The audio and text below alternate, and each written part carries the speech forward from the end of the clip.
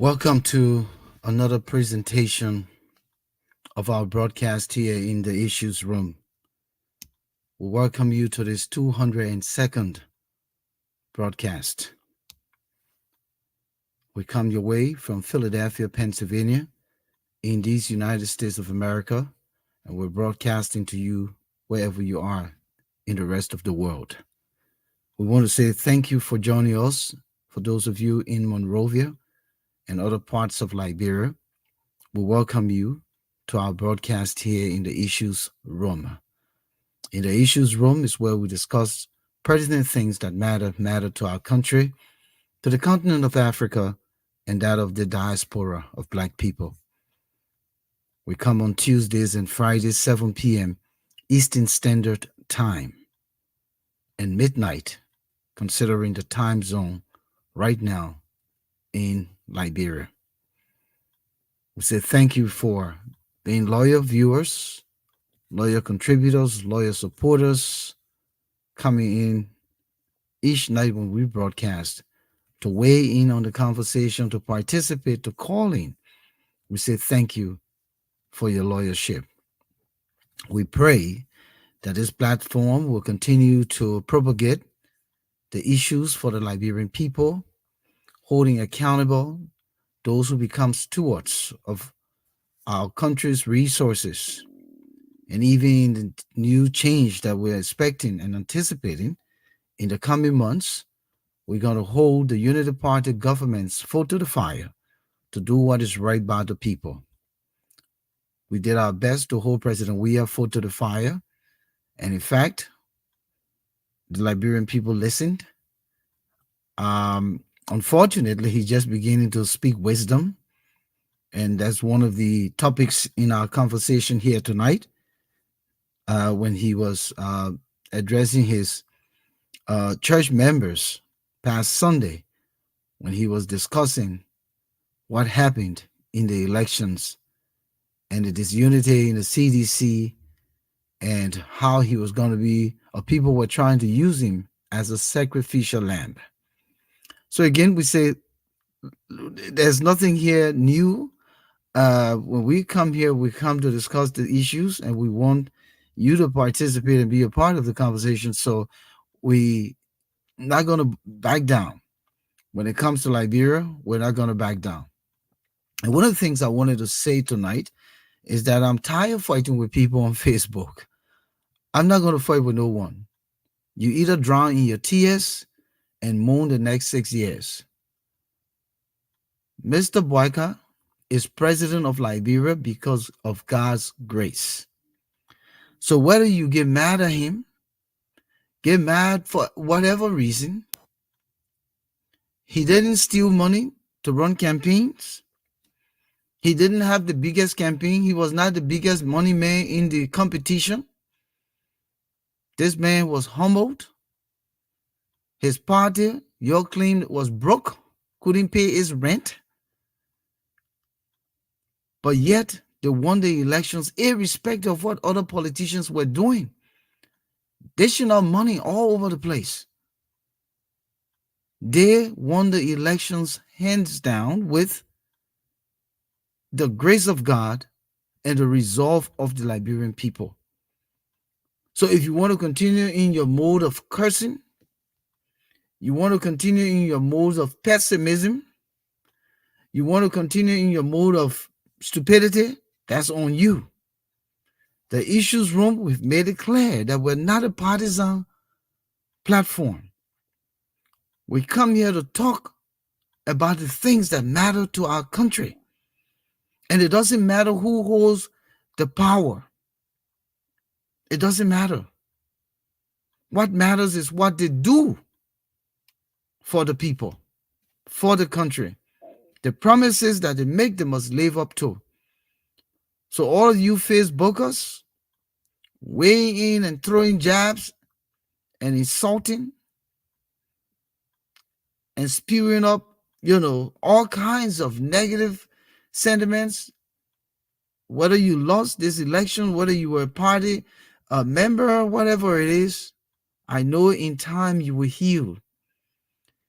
Because when good things begin to happen for your country, when good things begin to happen for the people, when Liberia again begins to be respected, when presidents can travel to Liberia, when bilateral treaties are signed or renewed or revived, and opportunities start rather to come to the country, then I'm sure some of you will change your mind and you will begin to see the truth. And you will understand the purpose for this change. And I'm confident, I am strongly confident, having weighed the two cards, the left and the right, Joseph Yuma Boyka is a statesman of principle. Joseph Yuma Boyka may have his faults, but I don't think he's going to speak with empty promises. I don't think he's going to hold back the things he has purposely planned to do for his country. I'm convinced. And let me be proven, let the situation proves me differently. Let his behavior proves me differently. First of all, what a Papa will do with woman business. Let me come down to the level of the ordinary man. Because in leadership, that's one of our faults. We, the leaders, when we come to a position of trust, the first thing we want to do that woman business. And all the men in the world today are guilty of it. And many of us. But what kind of woman business that Papa would take the Liberian people money to be buying a car for women there, to get a job and to build houses for them? Do you know how much investment is that? When you take the country's money and spread it out to concubines? So that's one positive of him. That's one positive. That in itself is a positive to have in a leader who at his age would not be indulging in extra marital activities or relationships out there. So that's savings for the Liberian people. Because if you look at what past presidents have done, including the one that is vacating the seat, the one that is in The Hague, and you know the stories, plenty of the country's money went to woman business. Plenty of the country's money. You either agree or you don't agree. So that's one plus that Joseph Boyka has. One plus. The second plus is all the propaganda you have made all over the place. The man corrupt, the man this, the man that. The man has lived in his house for more than 40 years. He was vice president. He could have gone and built mansions. He could have gone and done that. But he stayed in his house. And the small renovation the government was able to do for him, they did it because it's part of the prestige that comes with the vice presidency. And even now that he's about to be inaugurated as president, the government is under the obligation to make sure that he's safe and put him in a place. So we're going to see now what type of house he's going to live in, whether he's going to leave his house, whether he's going to move in a mansion. But all of these things are the things you're not calculating. You're not calculating those things. But you want to talk rubbish. A lot of you talking rubbish. Do not hate good. Embrace good. And pray that good last. That's the most important thing. Do not hate good. Embrace good and praise that good last. You're sitting there, you're praying for the man to die. You're sitting there, you're seeing the man wearing diaper. What disgrace and what irresponsible statements to make.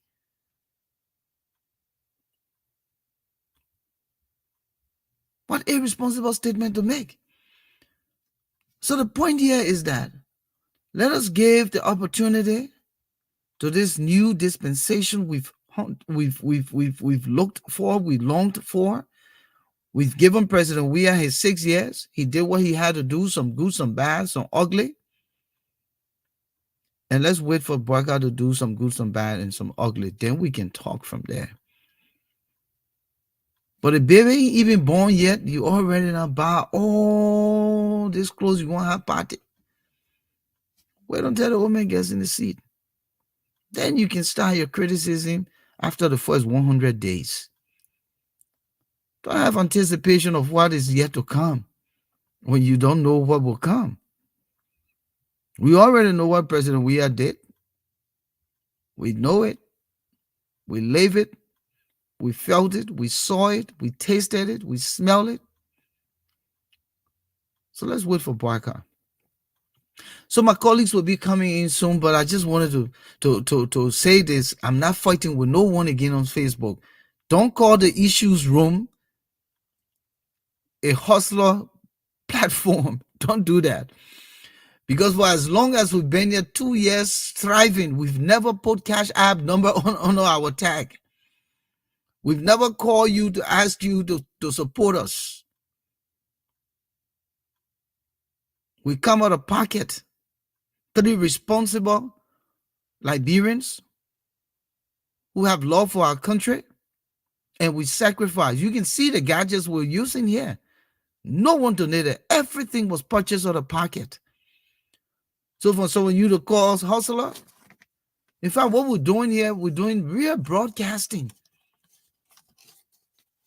We're not sitting in one bathroom corner or somebody down in the room, they're cooking behind it and knocking pots and pans. Do you hear the quietude in my studio?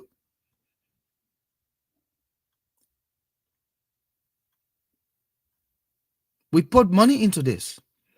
Brand us as hustlers looking for a job. Again, if the opportunity presents itself for me to work in Liberia, I will seize the opportunity. I will. I left Liberia some 25 years ago. I've done well for myself in this country. I'm stable enough. I'm gratified by what God has done, by His grace. And if I can take my intelligence back to Liberia to contribute, that would be a great opportunity. Many have gone and done their parts. So some of us will be willing to do that.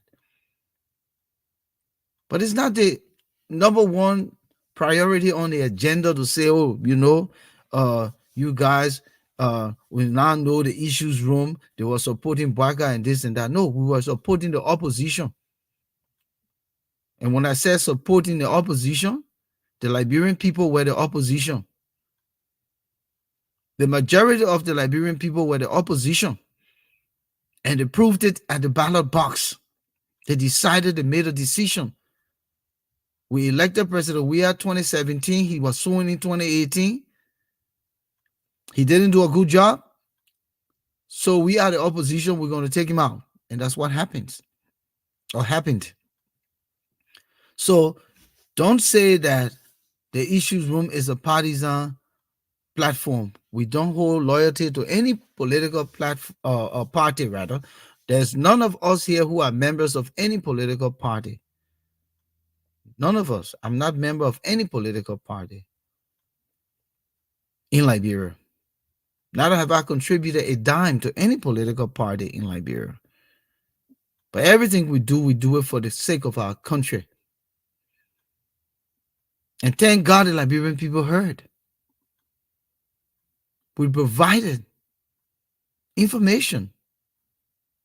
We said here over and over, I particularly, Volcano Shelton said, I do not hate President Weah. In fact, I love the brother and I'm grateful for his blessings. But hey man, when God gave you blessings sometime and you do good with it, He will take it back from you. It is a phenomenon that no one can change. Even myself sitting here, if God blesses me and I abuse that blessing, He will take it back from me. So God bless this brother. That's why I was shocked that the man got all that wisdom. This gone Sunday, the man was speaking wisdom, words of wisdom. Oh, because the thing coming leave your hand now. The blessing come in his hand. So now he's smart. He just woke up. So that's how life is. Life puts us through where we go. And honestly, I'm telling you the honest truth that we never hated President Weah. We only spoke against the things that he failed to do. And we'll do the same with President-elect Joseph Boakai.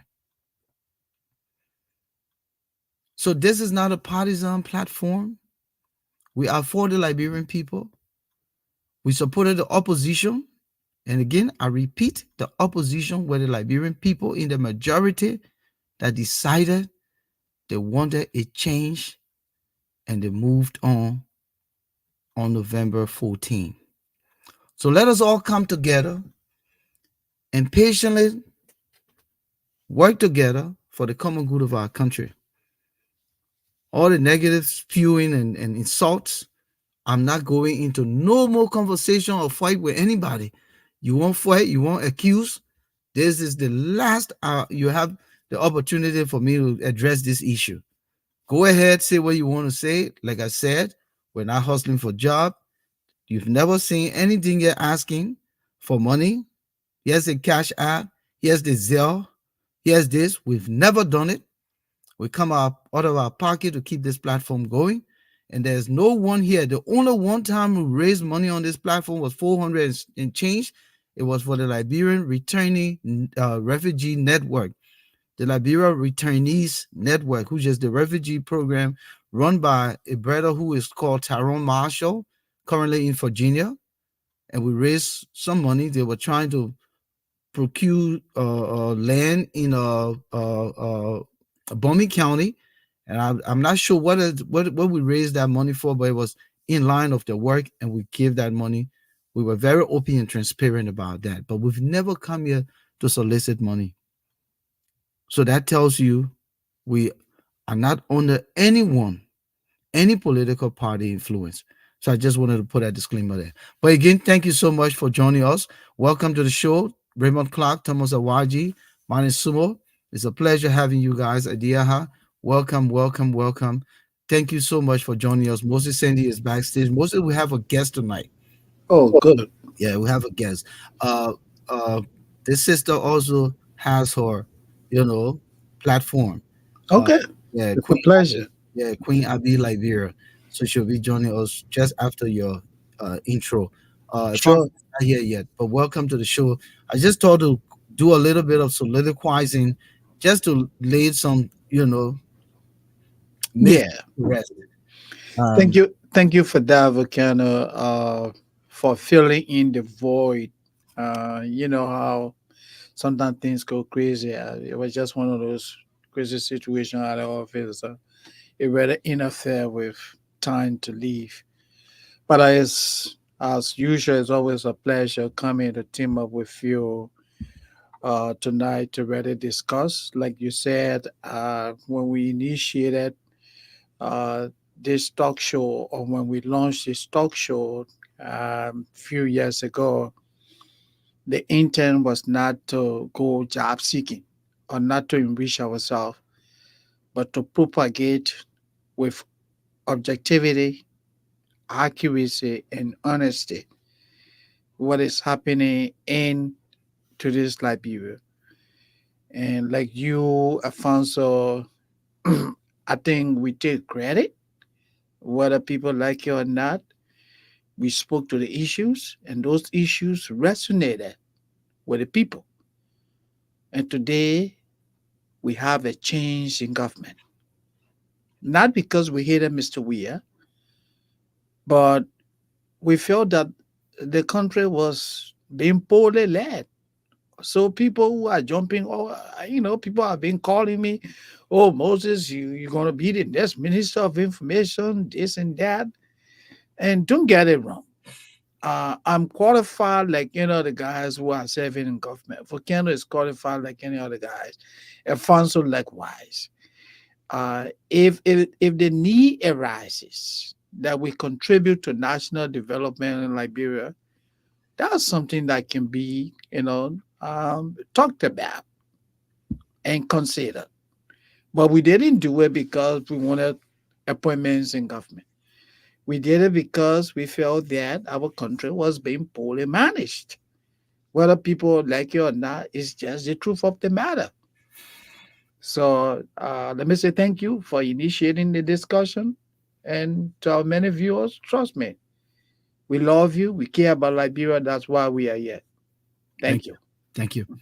All right, let me bring in Queen Abi, Liberia. Welcome. It's a pleasure. I've been chasing you. I know you're busy, and good that you could make it in tonight. Welcome to the Issues Room for the first time. Hi, everybody. I'm not too sure what's going on, but I'm getting you guys so low because I'm using my phone. Oh, Can you okay. hear me? Yeah, Yes, we yeah, do. you're very clear. Oh, okay. All right. I just want to say thanks for the invitation. I appreciate the invitation. I probably need like 30 seconds to share it on my platform because I didn't do that. So if you just Okay. give me 30 Sure. seconds to be able to do that, I appreciate it. Sure. Yeah. So you can be Yeah, doing that while we you can continue do that. here. All right, let me Instead of just do putting you that. Thank you. backstage. Um, Mhm. so Moses, Yeah. tonight we will be discussing three key topics, but I thought instead of looking at the issue of the House of Representative and Hmm. the lobbying for a new speaker, because Buffer Chambers is now packing up to head to his chambers. Yeah.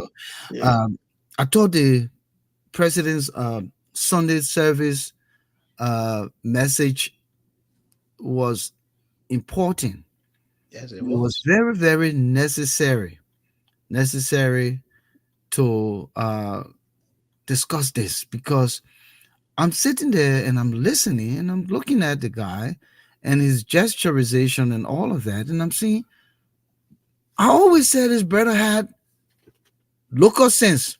You got local sense and you got international sense, right? I said, Yeah. they got local sense. I mean, sense from the grassroots because the boy from Gibraltar, he used parables in the way he communicates.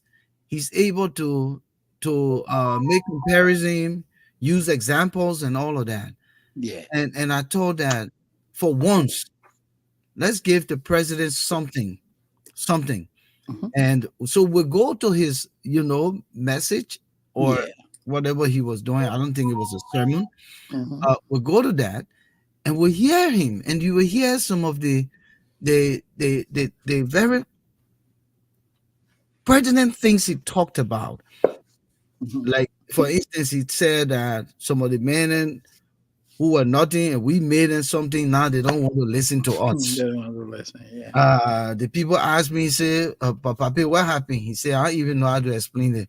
And then he gave the example of the 50 people rushing through the door. And He yeah. also talked about the disunity in the CDC led to their Defeat. defeat. He went on to say that there were people inside, the insiders trying to use him as a sacrificial lamb. And when you hear the word sacrificial lamb, that's scary because it tells me, Moses and Abi, that if you can think for yourself at that point, then you will die for all. They Yeah. call you the fall guy. You Hmm. will become the fall guy. So apparently he sensed that all these people wanted was to use him. They've used Yeah. him for 6 years, even though he benefited from from everything. But at the end of the day, he wanted to really preserve. And so I thought that we'll start from there, and then we'll Hmm. go and analyze what we hear. So let me Yeah. bring him on, and So, yeah. we'll go. With, Hmm. Volcano, please, if you don't mind, if you, yeah, if you mind, just few minutes. It also has to do with fame. I just wanted us to briefly talk about this training, something that I saw today. And it also has to do with governance, political governance. Please, just few seconds.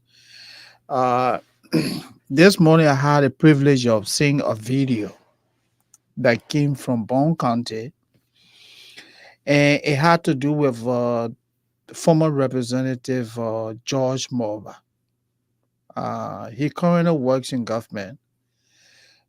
He's Anthony Law. He works for the Aviation Authority. I think he's one of the senior executives there. So there was this report about a group of individuals associated with Representative Mervyn Cole of Bone County. Those individuals went to a government-owned hospital and physically assaulted one of the medical doctors. George Morba works for government.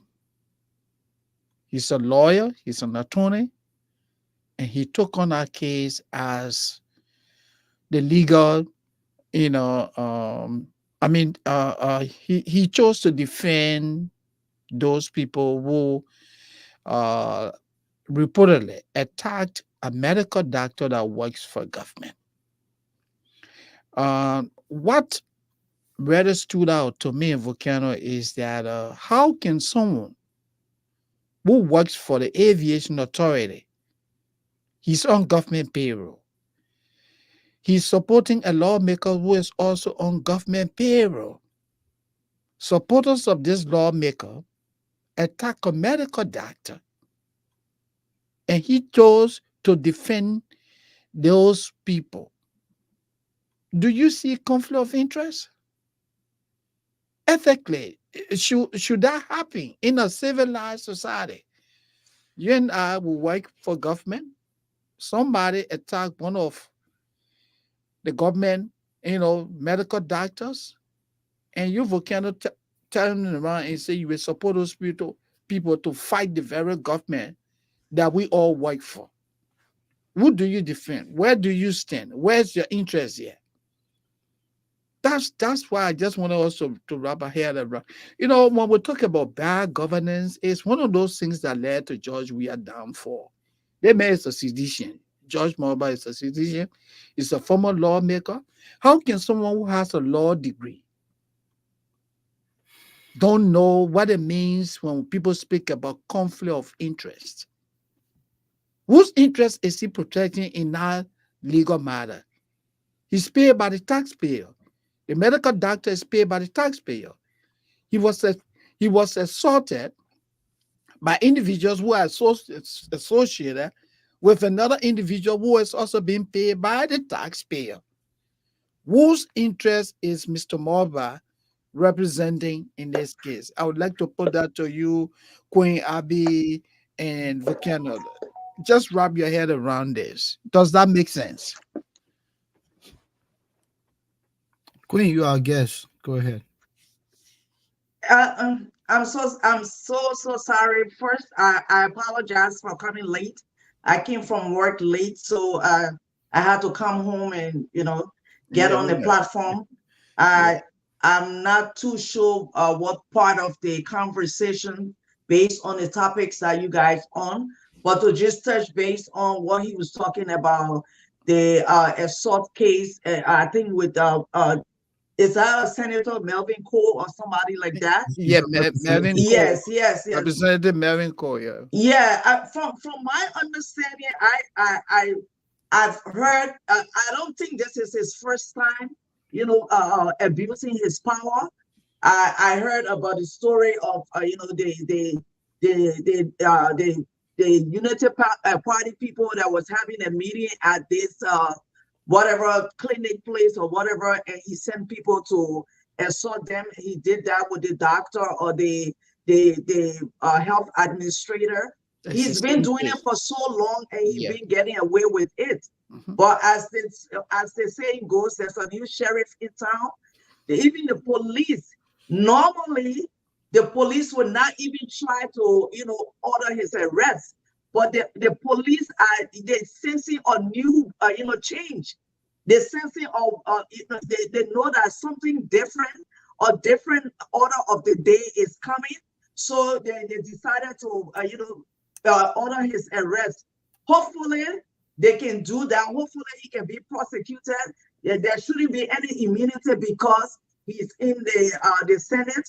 I just want for Liberia and Liberians to be in the position to, hold their leaders accountable if they abuse the system. So I've heard of him. I've heard of him abusing the system for far too long. But the day has come.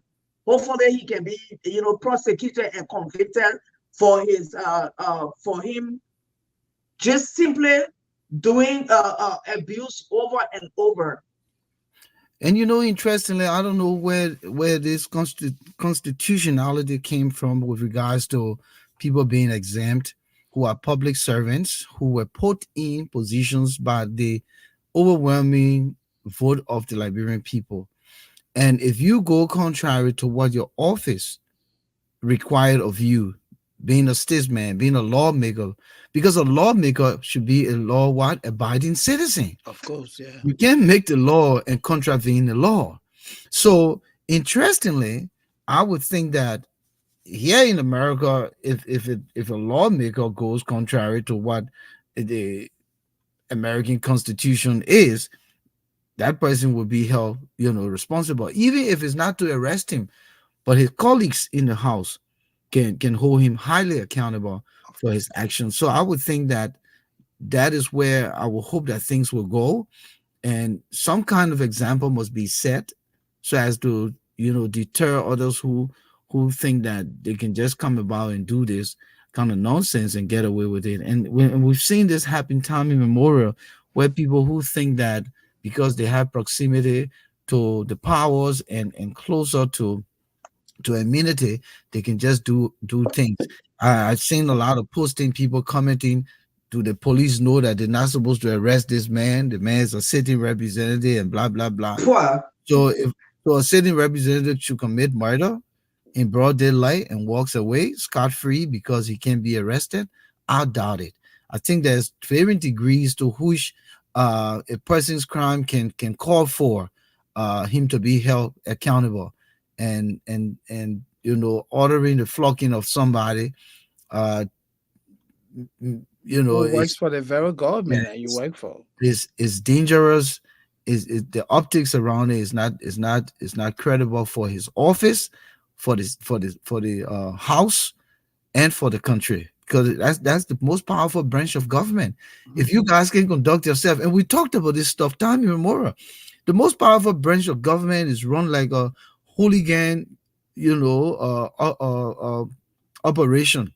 Yeah. People go to Goes the to house, paradise. start Yeah. cursing up each other. They're being irresponsible. And let's see what the dispensation would be, the behavior now under this new arrangement that is coming forth. Let's see if they will continue in this modus operandi, rather than they will become civilized lawmakers, responsible lawmakers, uh, with international presentation, so that when they're on Facebook, knowing that they're live, they will conduct themselves in demean way and demean in the context of being responsible, so that it doesn't paint a bad picture for our country. And again, honestly, I think something has to be done in this situation. I agree. But anyway, you want to say something, Queen?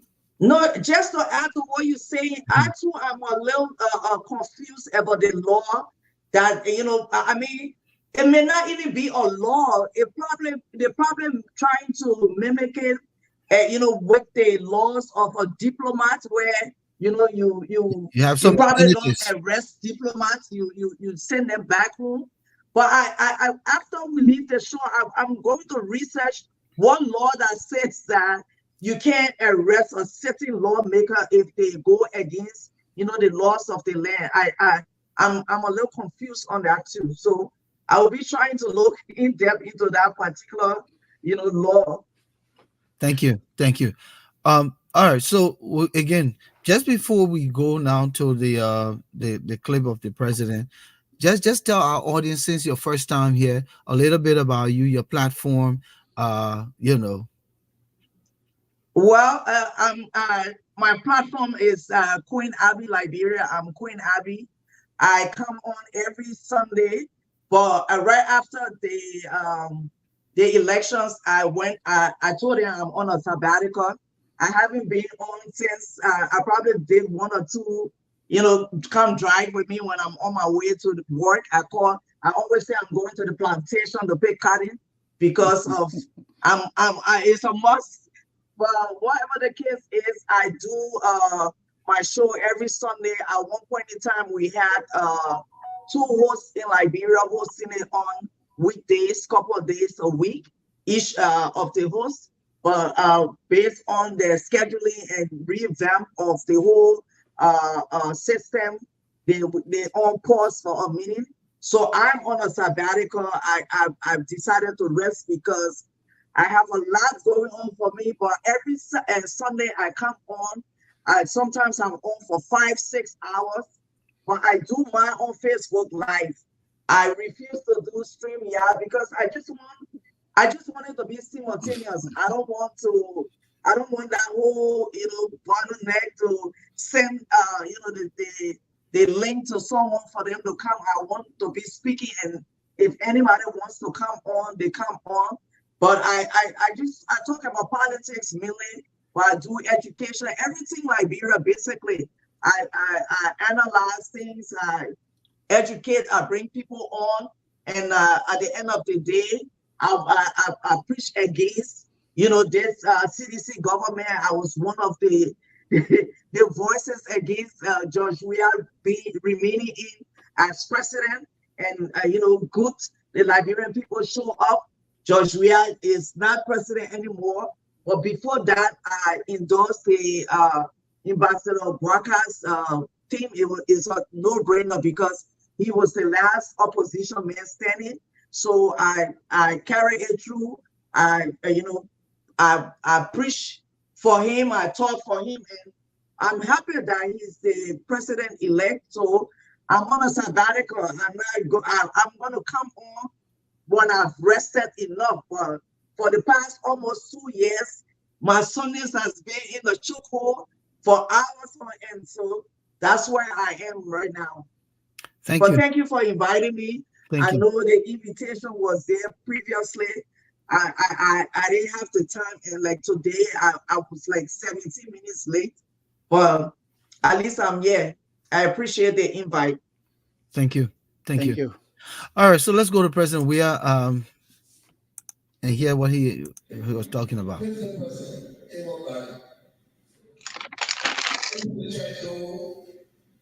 the 50th person pass through that door at one time. Let's see what happens. Open the door.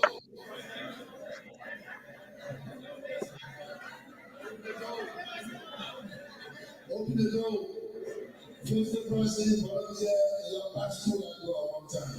I want to see something. 50th person. Only 50th person, you have to get up off the down and pass through that door. Let's see what happens.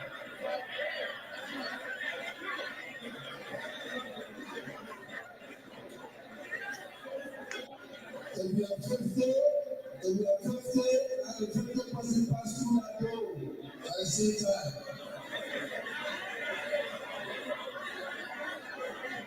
Are we 50? 50 person at one time.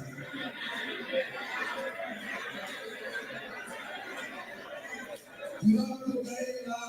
Let's pass through the door of 50. Let's see. Let's go.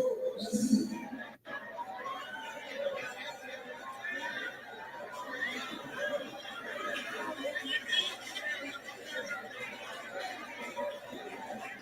Thank you.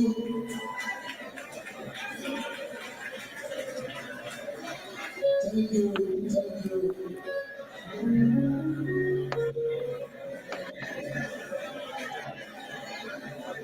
Thank you.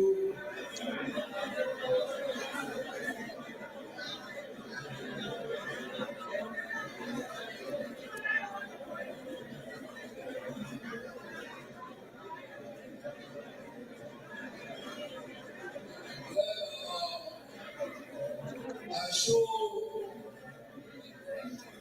you can see that it is almost impossible for 50% to pass through that door at one time. What I tell you. So in answer to my question, those that asked me today what happened, and this is what happened. I told you I'm a practical person. I don't believe in theory. When we refuse to accept that this is the time of this person, always all the basket that go fight each other. When we refuse that the convention person, the person that won the convention, going on the party ticket, and everybody that made that convention want to go in a same position, this is what happened. So, at the end of the day, all of us will miss the ultimate prize. So, when the children call me about what happened, the only thing I tell them, we ran against each other and what happened. This is about simple man, right? When some people were feeling their own candidate against our candidate, this is so, you know, we all love God, we believe in God. But let us not continue to do the same thing the way we believe that there will be different results. It's not possible. As I said, in 2029 will bounce back. In 2029 will bounce back only if we apply. Only if we apply the rules. Let us support the party and those that want the party. But we will do the same thing where somebody believes that now they just want the cash. They can pick it against our candidate and what have you. We can make it. I call the revolution was a revolution for our people. And one of the revolution is to allow those that want the budget ticket. And then talk to those that they not want to join that person. And it will constitute victory. Because you have your own supporters, even though they don't win the party today, if you bring your people to our candidate, it's a sure win. The only person of prayer of God is that nobody. And we will not be the sacrificial lamb. We cannot sacrifice our children, our family, our friends, for people's desire.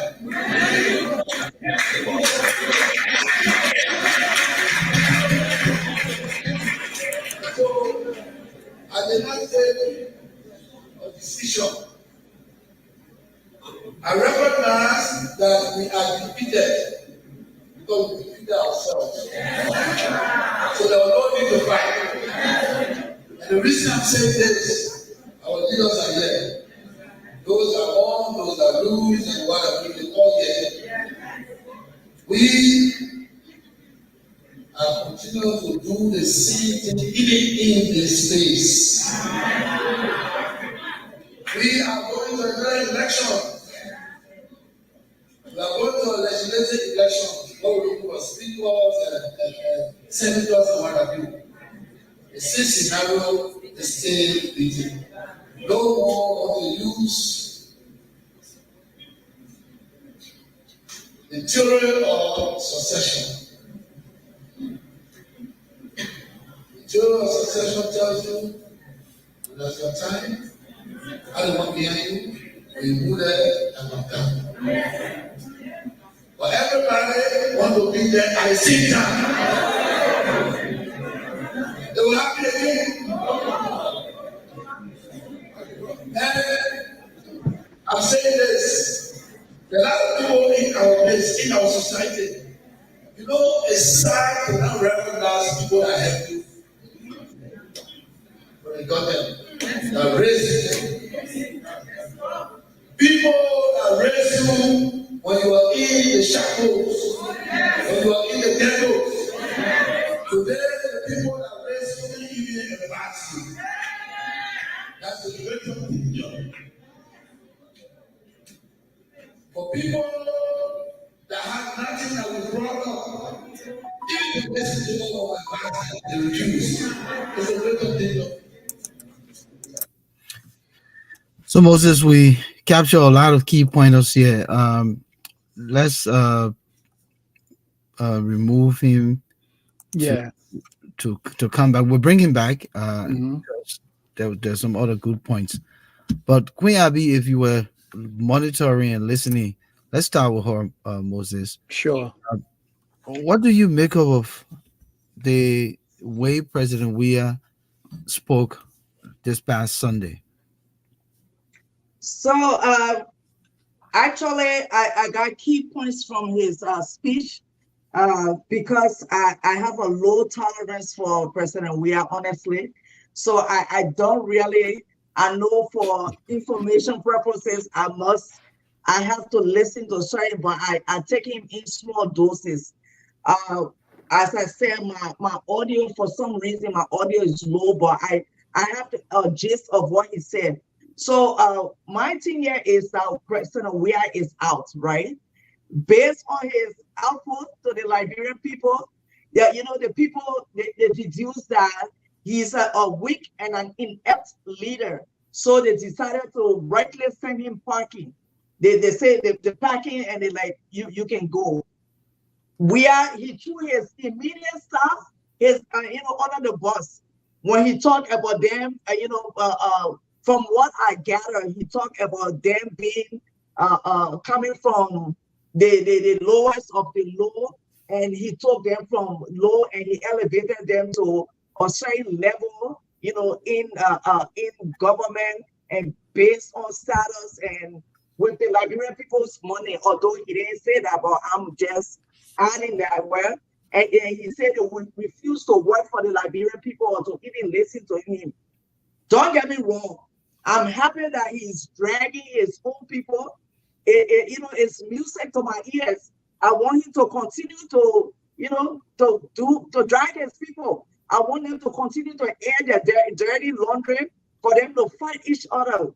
I'm happy for that. But as usual, President Weah is a man. He takes zero responsibility. He does not take responsibility for anything. He would talk, here, there, and but it was under his leadership. No responsibility. You're dragging the people. We want to hear that, but we want you to speak out too, to say, listen, I was the head of this country. I appointed these people, and if they didn't perform, I had the responsibilities of choosing them to bring people that will perform, to the expectations of the Liberian people. So although XYZ did not perform, but I take full responsibility. We are yet to hear that from, President Weah. So I want them, President Weah, and all the other people to bring up to cry their tears. I have a bucket for them. I will give each and every one of them buckets so they can cry their tears, because when they were going against the Liberian people, when they were doing all these terrible things to the Liberian people, and when the Liberian people were crying, nobody was there for them. No President Weah, who was there, that he gave the mandate to protect them, he let them down. He wasn't a safety net for the people. So, during his presidency, he did nothing. But President Weah is a celebrity.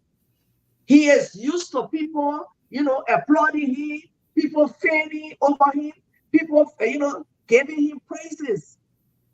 And, is this man who is a known celebrity, has lived this lifestyle, and now he became president, and he's supposed to be accountable to the people.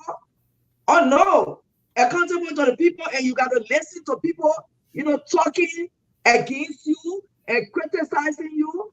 That's a hard sell. That's something that he doesn't want. That's something that he didn't think, and that's something that he couldn't handle. So He didn't want to be accountable for anything, and that's how he carried his life. So now, in hindsight, if he's talking against his people, that he put them in a certain category, the city Liberian people's money category, and they didn't listen to him. Well, he refused to learn. I've never seen a young man, a young man, a young president. You in this 21st century, you take over a country. The country was, the president before stopped the bleeding. But help to stop the bleeding. You were supposed to come and put the sutures on the wound. You did nothing. In fact, you ripped the wound open. You mean the What do you bandage? expect? You refuse to learn. You refuse to find out what your peers were doing well in the sub region or in the world at large. You can pinpoint certain precedents to emulate, to study, and be able to do well by the people. He didn't do it. So, yeah, I predict for his remaining of his years, he's going to continue to be a celebrity. He's going to gallivant. He's going to enjoy himself. He's not coming back to say 2029. No, that man ain't coming back again. That man will live a life of a world-class celebrity. He will continue to gallivant and he will enjoy himself, and he will, with the Liberian people resources, so they can continue to fight each other. I'm happy to listen to that music. It will be sweet music to my ears. Thank you, Moses. Yeah. First, I just want make a correction here. Mr. Weah said he referred to the coming of the CDC to power as a revolution. I think he misspoke. The ascendancy of the CDC to power was not a revolution. A revolution is a forceful removal of a sitting government. He was elected. His coming wasn't a military coup. A military coup is a revolution. We saw that in 1980. We saw that with the Civil War. That was a revolution. His was democratic. So let me provide an education for him. But one thing that I want to comment him on is that most of us sometimes and honestly, I can rather come down high on myself for that. Most of the time, we held this view that Mr. Weah, lacked the ability, to really think through and speak as a rational person. But what he demonstrated on Sunday, he came across as a rational man. When he told the people, say, hey, open the door and let 50 persons, not in a queue, but everybody rushing through the door at the same time.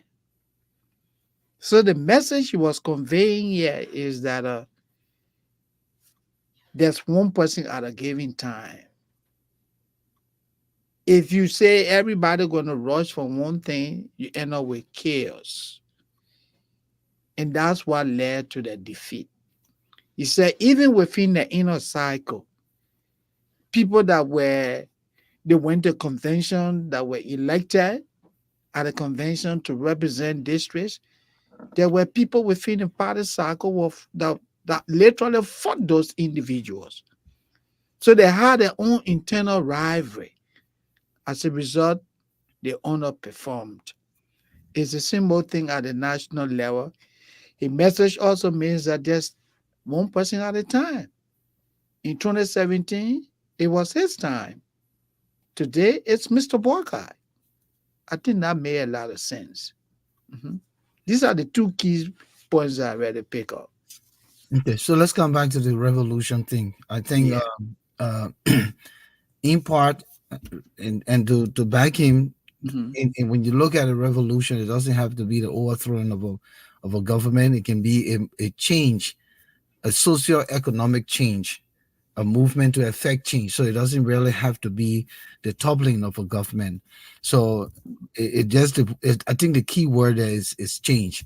And the way to go about it, one can be to topple a government and one can be to propagate, as a group and an organization. So I think that's why they continue to reference saying that it was a revolution for young people, for grassroots, the downtrodden masses to overwhelmingly come to position. That is why the healing, the young people say they prize this president for giving young people jobs, people who didn't really have any experience. So so I think that's the premise for who she speaks.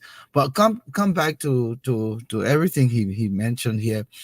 What bothers me in all of this is that he finds the sanctuary of the church as the place for him to speak. Weah has not used the political office, the presidential office, to speak for the 6 years. To really call a spade, like he said, all of them inside here, all the BB people there inside here.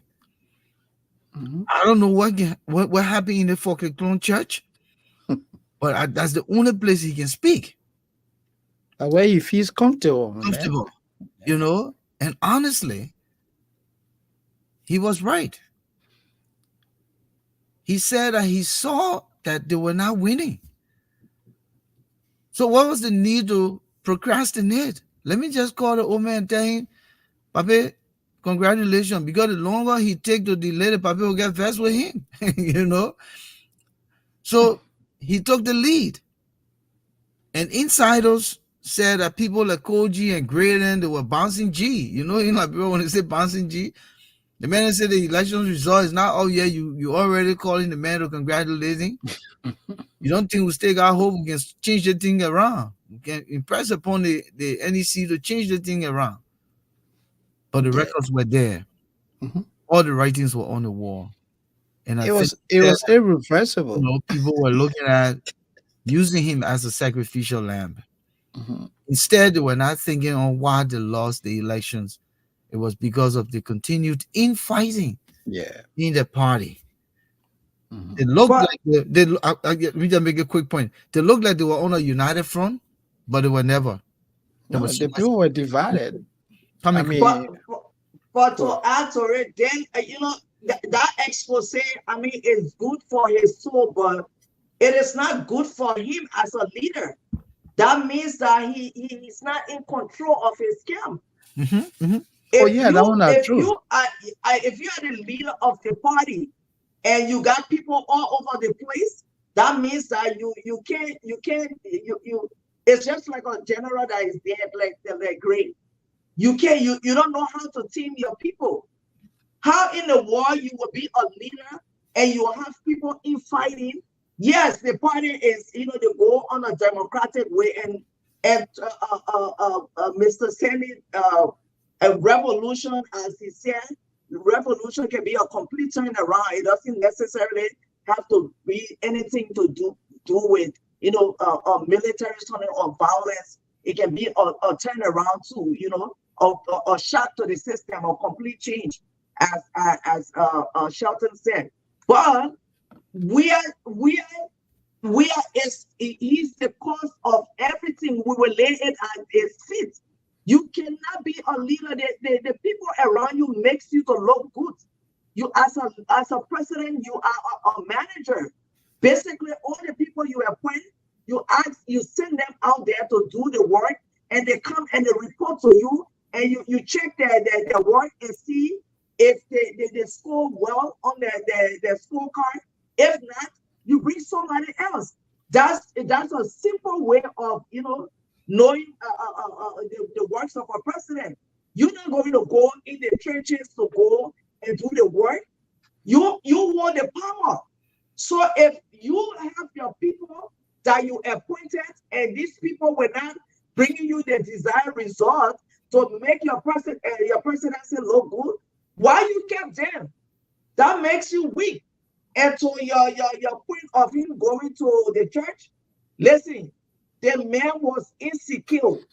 This is a man that will not speak off the cuff. He will never spontaneously go in front, a microphone to talk to the people. Even if he's speaking to the people, it has to be pre-recorded. What is that? So, I mean, he never talked to the people. The people told him in so many ways. Their sufferings, their thoughts, their pains, their angers. If you are president, I would assume every single morning you will have the dailies on your desk. That's my assumption. So even if the people, if you're in a bubble, so to speak, you are a young president, you have access to social media. Read the national dailies and get to know what is happening in the country and call the people. Listen, what happened to the road so place? What happened in the so place?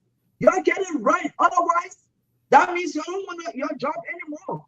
But it's crying over spilled milk. He was insecure. That's why he never used the presidency to speak with the people. He decided to go to the church and he decided to mock God. It's the same church he used to attack the people that he governed. Because if you were not a Weah and you were not a sedition, he was there attacking you as a president, which is kind of like weird because you're president of the whole nation. But I digress. It was strange. Yeah, let's go back Well, to him. Let's Volcano. go back to him. Let's go back. Let's grab something here quick.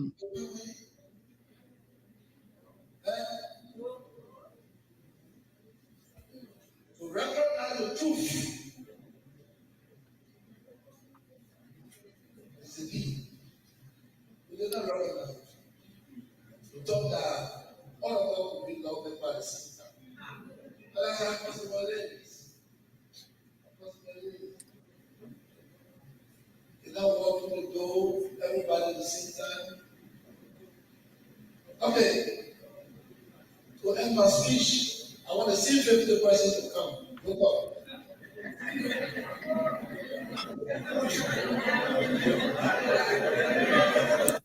At a time. One at a time.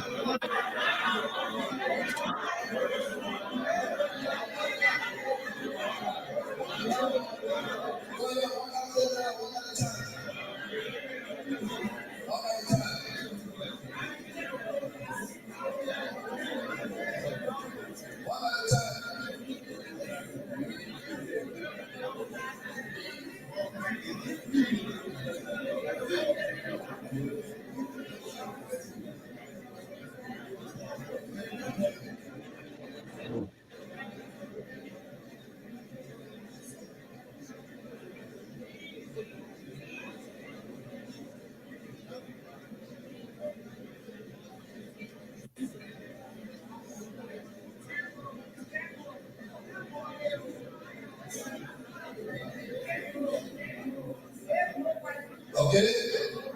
The secret of the person running out of that door one at a time. No noise. Do you see that? Pointing. They got there. One at a time. Everybody has a time.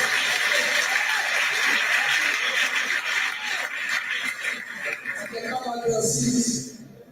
Everybody has a time. And I want everybody to know it is not a time, it's not a time. If you try it, then you can spoil it. But if you spoil everybody, that means because you don't have it, nobody will get it.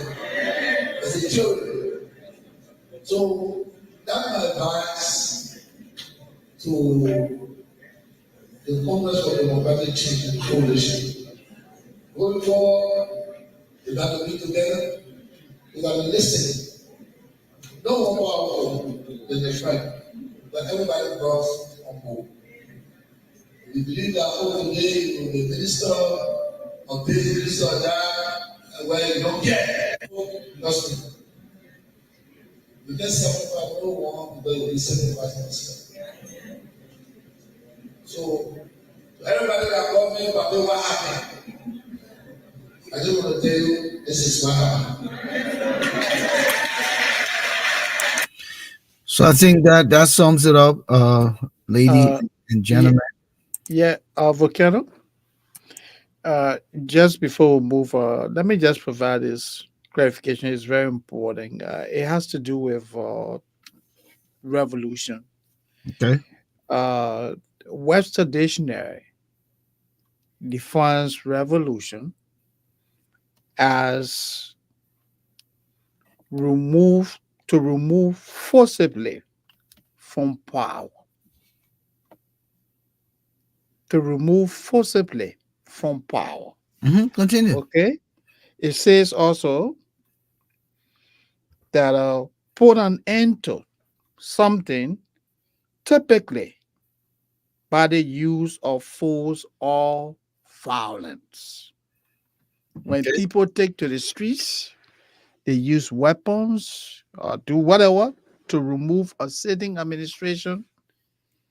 A later definition would be what? A revolution. When people go to the poll and vote in for somebody, that's not a revolution. So the president misspoke. But in the same vein, it is defined as an activity or movement designed to effect fundamental changes Mhm, in the socio-economic in a socio-economic situation. So if you look at mhm. Moja came with a revolution, and the premise for that revolution was to remove government, but through the philosophy. And what did we see in 1980? No. Through the philosophy, the overthrow of the government by President Doe Mhm. is a byproduct of the movement, and that is why when that a coup took place, they brought these guys on board to assimilate them to formulate this government. But revolution is not always the force. A revolution can be a change. You can It's a, revolutionize. I mean, you it's a, can revolutionize an organization by a philosophy that you choose, a model, a leadership model. Like but the organization I work for now, we revolutionized it with the seven leadership model. We're not mhm. using force. you We're just you using a model or theory. So it doesn't really have to be force. The two definitions are good. Yes, revolution can be in the context of using force, and revolution can also be change with a okay. specific theory or a model or a formula. Let's move forward. Okay. So Mhm. and folks who listening tonight, to educate Yeah, us, you can weigh in and yeah, I'll be coming. that's it. I You want know, to say a revolution, like how Mr. Sandy, it's described it a from the Webster Webster Dictionary. Dictionary. Yeah, It can be a sudden radical change. So a radical radical in change is violence. the Yeah. point of having all these youngsters gravitating to the CDC, and saying that we we pro, Or they our wanted time. certain things. So Our time. it's a complete turnaround too. So And no, it has its different I mean meanings. just to It say, all depends on the context in which you use it. just just Okay. just to saying this is our time. It's a revolution. That statement Mhm. alone is a revolution. Is a Let's call move for forward. change. Yeah, Yeah. let's But let's but move but forward. so Yeah. as we move forward, we Mhm. because we're running out of time, we're not going to dwell long. Let's just go to the issue of the House of Representatives. Yeah, the See speakers, that huh? the speakers, Yeah, right? we Yeah. know that Buffer Chambers will be out in the coming days, and there is a need for a new speaker, and there will also be a need for a new pro tem. Senator Pro Tem. But Yeah. we more or less focusing on the House because this is where we hear some people are lobbying to become speaker. The names of Funati Kofa, who is deputy speaker, wants to be the speaker. Musa Hassan Bility is also lobbying to Interesting. be the speaker. What you make up, let's just look at the two characters here. the two who want to be Speaker of the House, what degree of integrity these two gentlemen bring to the House to be Speaker for the people of Liberia? Let me start with you, Moses, and we'll come to Abi. Okay. First, let's look at the role of a speaker and the individuals who occupies that. The speaker is head of the first branch of government. That's the legislative branch of government. So when we're talking about succession, it goes from the president, the vice president, and the next in command is the speaker. From the speaker, you go to the chief justice. Anyone who occupies that office, that person should have what? Moral integrity. That person character cannot be drawn into question. You are one of the most powerful person in the country. After the vice president is you. So you cannot be someone that in a community, people say, oh man, that man there. The other time he went to the bank, he told people money, he didn't pay. Oh. You don't want anybody with such character occupying that position because that becomes an embarrassment to the government. You don't want someone who is linked, either directly or indirectly to anything that has to do with malfeasance, dishonesty. So having said that, let's look at the two individuals. Fonati Kofa. It's public record. We're not saying it because we hate Fonati Kofa. No. Liberia is just a weird society volcano. The first thing Fonati Kofa is unqualified to be in the legislature. He's a convicted felon. He stole from the Americans. He serves 2 years prison time in North Carolina for fraud. And he said he used the money to build roads in Grand Crew. Even though we can't drive to Grand Crew. He said he used the money to carry on development in Grand Crew. Today, Fonati Kofa is not qualified to practice law in the United States. His law degree has been revoked. He went to law school in the United States as a result of his criminal conviction. People say he's a good lawyer. Yeah, as a result of his criminal conviction, he cannot practice law in the United States. As a convict, a former convict, Fonati Kofa is unqualified to go to the U.S. Congress. He's barred from going there. He's a convict, a former convict. And this man is what? Representative for Grand Crew County. He's deputy speaker. You see how weird, the way our people do things? Man who has stained character. You mean lawmaker. You mean deputy speaker. And now he wants to be speaker of the House of Representatives. When you make Fonati Kofa speaker, so are you saying that when there are things that need to be addressed at the Congress, will the speaker not go there? How will Liberia appear? What's the optics for Liberia to have a Fonati Kofa man who served jail term for criminality? So Fonati Kofa is unqualified. We're not saying it because we hate him. Anybody who has access to a smartphone, just go and type in Fonati Kofa. The mail profile will pop up before you. It's public records. Okay, let's move on to the next guy. Let's move on to this guy, Musa Belete. Again, like I said, you cannot have a stain on your character to contest for the position of speaker. Musa Belete also is unqualified. Musa Belete is someone with integrity problem. He's a criminal. I say he's a criminal because there are public records that speak to the fact that Musa Belete is a criminal.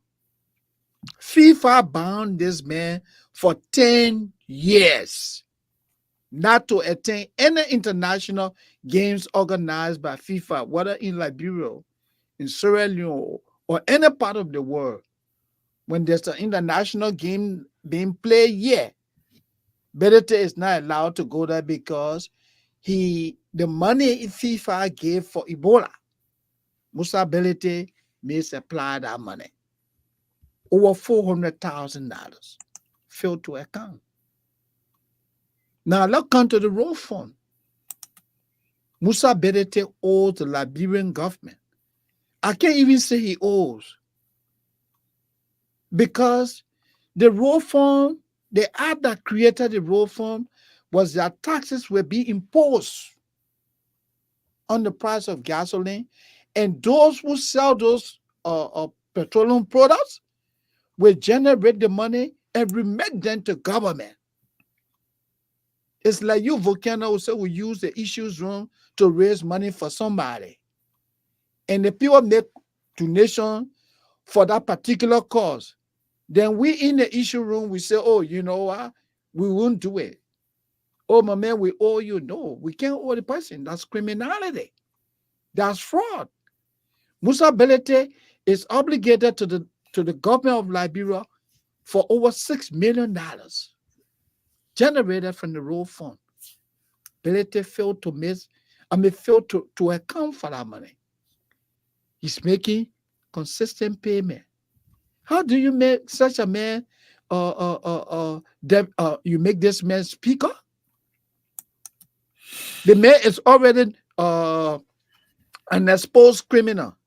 Do you know what it means to make this man the third powerful man in the country? The man will say Liberia. All right, let's hear from Queen. Yeah, let me stop there. What's your take on the two candidates? So basically, I'm not going to go into them individually. I'm just going to lump them into one. Okay. So the people in the house needs to know that this is a new dispensation right now.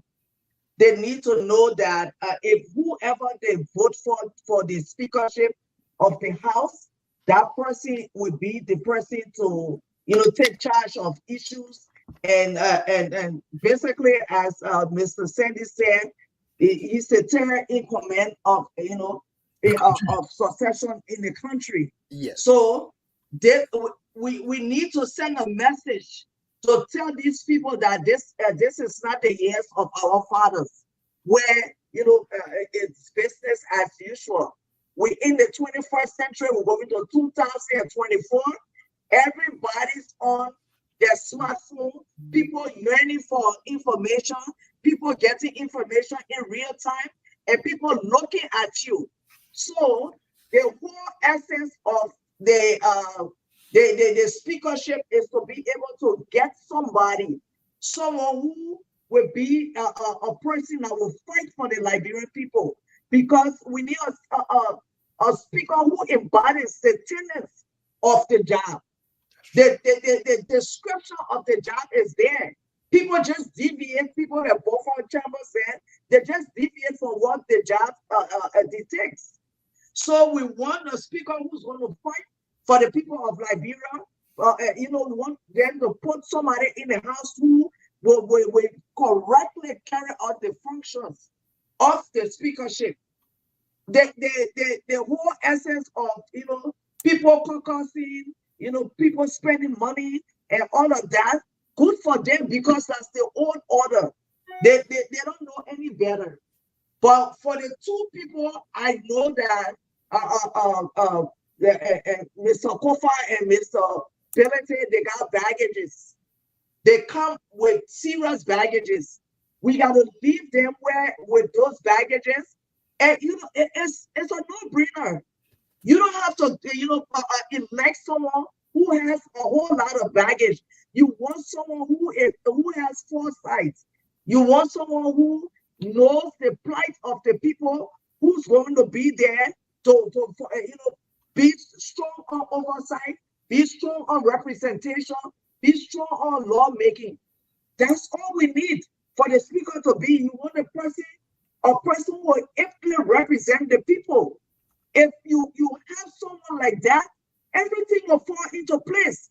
You don't want a speaker like Buffer Chambers, who every time the president says yes, he was running, and he wasn't even trying to do the right thing for the people. So Mr. Kofi, I'm not a fan of him being speaker, although the people elected him. Mr. Billington, I'm not a fan. The people, elected him, but I'm not a fan because it's the Liberians. The people voted them. God bless those who voted them. But we want someone with a clean slate. And we need to send a message to those lawmakers that will vote for the people who the Liberian people say that they don't want. That your watchful votes, if it is a hidden vote, okay, that's a different story. But if it is something that is transparent, all those who vote for the people who the Liberian people do not want, you'll mark them. When it's time for them to be voted in, you'll make them one-time representative, because we have to clean ship. We got to clean this place. You have to start doing it. So, based on the two people and their numerous baggages, it is as long as from here to Niagara Falls. Everybody knows it. I don't need to expand on it. They need to leave there where they are and just pick someone who will just do the people work. It's just simple things to do. If you follow your term of reference, you will be able to do the people's work. And another thing again, you need the incoming president needs a speaker that will be able to, help him to carry on his mandates. You don't want a house that will be against you when you want to do certain things and you be getting bottlenecks. So you want someone that will be aligned with your vision too for the country. So that's my take. Thank you. Thank you. I think honestly, those two gentlemen shooting go near that speakership and whatever it is. We'll hope that the other guys in the house will look for someone who is credible, who brings substance to the table, who will be able to represent that branch of government, And interestingly, the Senate, who's just the upper house. No. Forget about. Let me say what I want to say. The Senate, who's just the upper house, always think that they have, the greater weight than the House of Representatives. But interestingly, it is the Speaker who heads the entire legislature. So the interesting thing is that's why that speaker is a powerful man. He's heading the first branch of government. The vice president, who of course sits over the Senate, is an executive appointment, meaning an executive elected position. Okay, so he's not in that branch of government. He's only housed there by the gesture of the House. Okay, so it's interesting how they will decide who will be, because look at the speakers who've gone through our House of Representatives over the last years since I've grown up to know myself. It's unfortunate that we haven't been blessed with the kind of leaders that we so desire, and I think we still have enough of good leaders in our country. We just got to put aside all of the bribery, all of the friendship, and look at what the country really needs, in terms of leadership. And I'm hoping that we can do that. The last topic here, quickly, because we don't have time now. The last topic here is Acarious Gray. Moses, what's going on with your man? You know, the man just going all around the place. So let me play something here Not quick. legendary, man. Let me just play something here quick, Yeah. and let's see. If there are other reports that your government is free from a lot of those things that the military party perceived that your government is into, why is it not all of you within the CDC when they mention about order you feel at some point in time frightened about the use? You are making your statement is an overall exaggeration. Over say all of you in CDC. I'm no. The general trying to check. Yeah, I tell you I support all of you. Perhaps you might be one. No. You say all of you. Listen, no. I guess you have not brought seditions yet on the show. A lot of them. Play the tape. I mean, no, the assumption you're making. No, don't. No, excuse me. So excuse me. Let me come to what the president said. The president is very clear. Do not wish on my officials. What is an act of wish hunting? Okay, when you selectively deal with individuals, it's an act of wish hunting. That's the early warning the president is giving. Seditions are not afraid of audit. They're not afraid of going after corrupt officials. What good will you do to protect people who some of them did not even vote for CDC? What good will you do? But we are saying you cannot be selective. An act of wish hunting is to know that this person is a fierce political opponent and you go after him. That's what the president is saying. You know, for example, Acarious Gray is the first political opponent, the Honor Ellen Johnson, their administration. They charged me for treason. And they dropped the charges. They said I had gun and arm and ammunition to overthrow the government. It's an act of wishing. Or any evidence. Okay, these are the things that the president is talking about. Okay? That's what the president is saying. Okay? So, if Weah serious, then Weah, what are you of this? If you're serious, then audit them. If they're serious.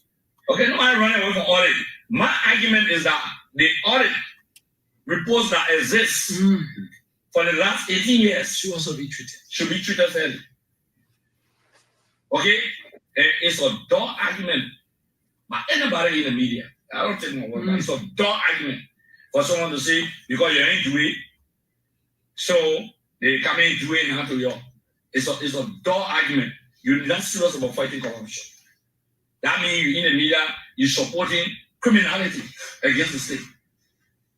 It's a dumb thing to say that because you say, oh, there people here and you're into it, so and they will do it. But listen, when we were propounding that, Ellen did not do it. The very media people some of them are listening to, they said, well, you say you will do it, so you'll do it. When we were arguing that we inherited a bad economy, they say you'll fix the economy. When we said that there was corruption, they said you're corrupt, you'll say you'll fight it. So there should be no room for it. So there should be no room by any media practitioner or any media man to sit on air and say because CDC did not prosecute people, so and we didn't prosecute them, so they should leave them. Yeah. But they committed themselves. You just said they said to fight corruption. They are other. Let's look at this thing part of the phone. But all the argument you're propounding here, all the argument you're propounding here. Just like I say, well, you need to party official saying it. But no,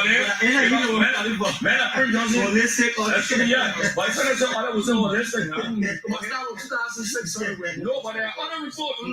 Let's look at this thing. From a great, we can look at issues. Let's look at this issue. It has been reported that there are plans on the way on Acarious Gray and some folks within the CDC to stage a mass-based protest on the day of inauguration. What is this thing about the craft of justice? Do you have any idea about, or do you have any plan of taking up on this station or mass-based protest on the day of inauguration? First and foremost, I'm one of the progenitors of craft of justice. And this has been a long-winded fight as far back as 2005. I've not shied away, even in the CDC, even on radio station, I've been in the public record, like I'm saying here, about audit. I believe that those who committed heinous crimes against humanity should not want them.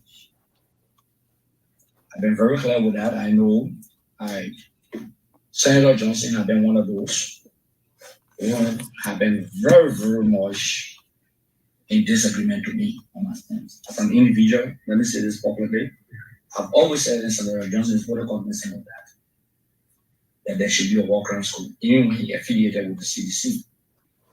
I think one time he came on record that, yeah, there should be walk-around school, something like that. So I've not shied away from that stance. I'm not running away from that stance. I believe, like I just show a rhetorical statement in podcast. I say, in case we decide to protest by assembly, I didn't really use it, but let me just say assembly. On the first day, then demanding to the newly inaugurated government that we need a walk-around school for Liberia, and we can put 100,000 persons up. Okay, show that statement on my podcast. I see the media pick it up that there will have been a protest on the date of inauguration, but again, it's an option. Let me repeat. I know there are mobilization ongoing. Okay, that we will peacefully, most likely peacefully assemble, even if not on inauguration day, but there is a mass mobilization ongoing. As I speak to you, we don't have to shout about that. And I'm a very powerful mobilizer, and I have some of the best guys out there. Right? All right, let's pause this guy because he losing me here. He says he's a powerful mobilizer, but he couldn't win. right here, right here. Why is this? Why is this? Hold on. Let's see something real quick. Stop the screen. By everyone. Come on. We said we didn't implement the TRC report. Sorry, guys. Yeah, take your time. Yeah, it's refusing to click. God, what trouble is this? Government hasn't even taken up if you want to Man, just decide that he won't click. Hello. Your man won't stop talking. Oh. That's technology for you. What kind of trouble he has? It's frozen. Maybe Yeah. that's why. I'm trying to get this man to stop here. But you know, just pausing now. Got it. No, I got it. I had to close the whole stuff. But yeah, listen.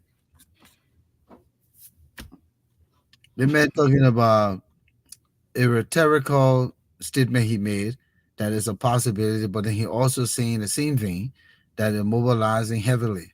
Mm-hmm. Put 100,000 men in the street on the day of inauguration, when we're gonna have foreign presidents in the country.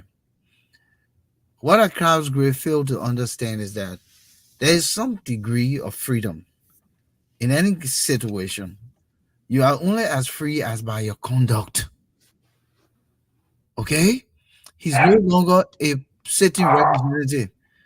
If he does anything that will lead to a setback, he will be held liable. And so when he thinks that media practitioners are saying things because they want to say things, I'm so afraid, and I use the word afraid, what could happen to him, because of course that in itself, I don't know how he's able to control the situation when it goes out of hand. Now he claims to be a great mobilizer, but mobilizing is one thing, and when things go out of hand, how do you control the situation? So do you think that Acarious is relevant right now at this time? Me? Yeah, okay. Queen, go ahead Okay. first. I'll come in later. Sorry, Well, as I said, No, go ahead, Queen. Yeah, Go ahead. You have a guess. Before I answer that, I thought that I'm coming. Oh, he just want to be a part of the conversation now. Yeah, Is go he ahead. relevant, or he's just trying to still remain relevant? yeah. Before I answer that, Thomas had said I should talk about my experience. I didn't go out of the country.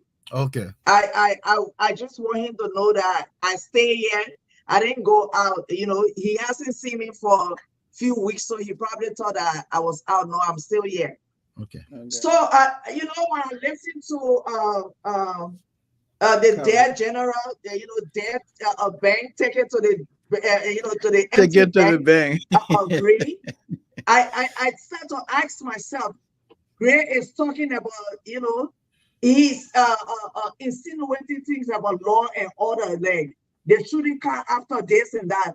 When did Gray know about law and order? Gray did Gray know about law and order when he went after the university students? Did Gray know about law and order when he aggressively went to remove Kabina Janet. Gray is a dead general. He's all bark and no bite. How many thousand people Gray got to put in the streets? At this point in time, the people are hungry and the people are excited. The people are moving on to something better. They edge. They're looking, they hearing good things coming. They want to be a part of those good things. If Gray had all of these people, you want to tell me that these people couldn't vote for him? I thought, how many people Gray got to put in the street? So as I said, he's bark and no bite. He can whine from now to doomsday, but his audit is coming. His audit is at his doorstep. No amount of jargons from Gray's mouth will, halt any kind of audit, because I remember some years back, Gray took someone's expensive car, and the person was pursuing Gray for the car. He never paid he didn't pay the money for the car. Gray drives expensive cars. He went to France to go and get married. When his district was dirty, he would have brought France to his district if he had, if he was forward thinking, which he's not. And I know Gray. I know him personally, but that's not the matter here. If you cannot do the people's work, Gray was living on Capital Bypass. When you enter the little house, you bang your head down. The first room it was like a push, but the push had a room, so you can walk outside from that end. So he was like one of the big boys there. That's how he started. Before he started getting sports cars, started building, all those buildings and stuff. I mean, if you work for your money, that's fine.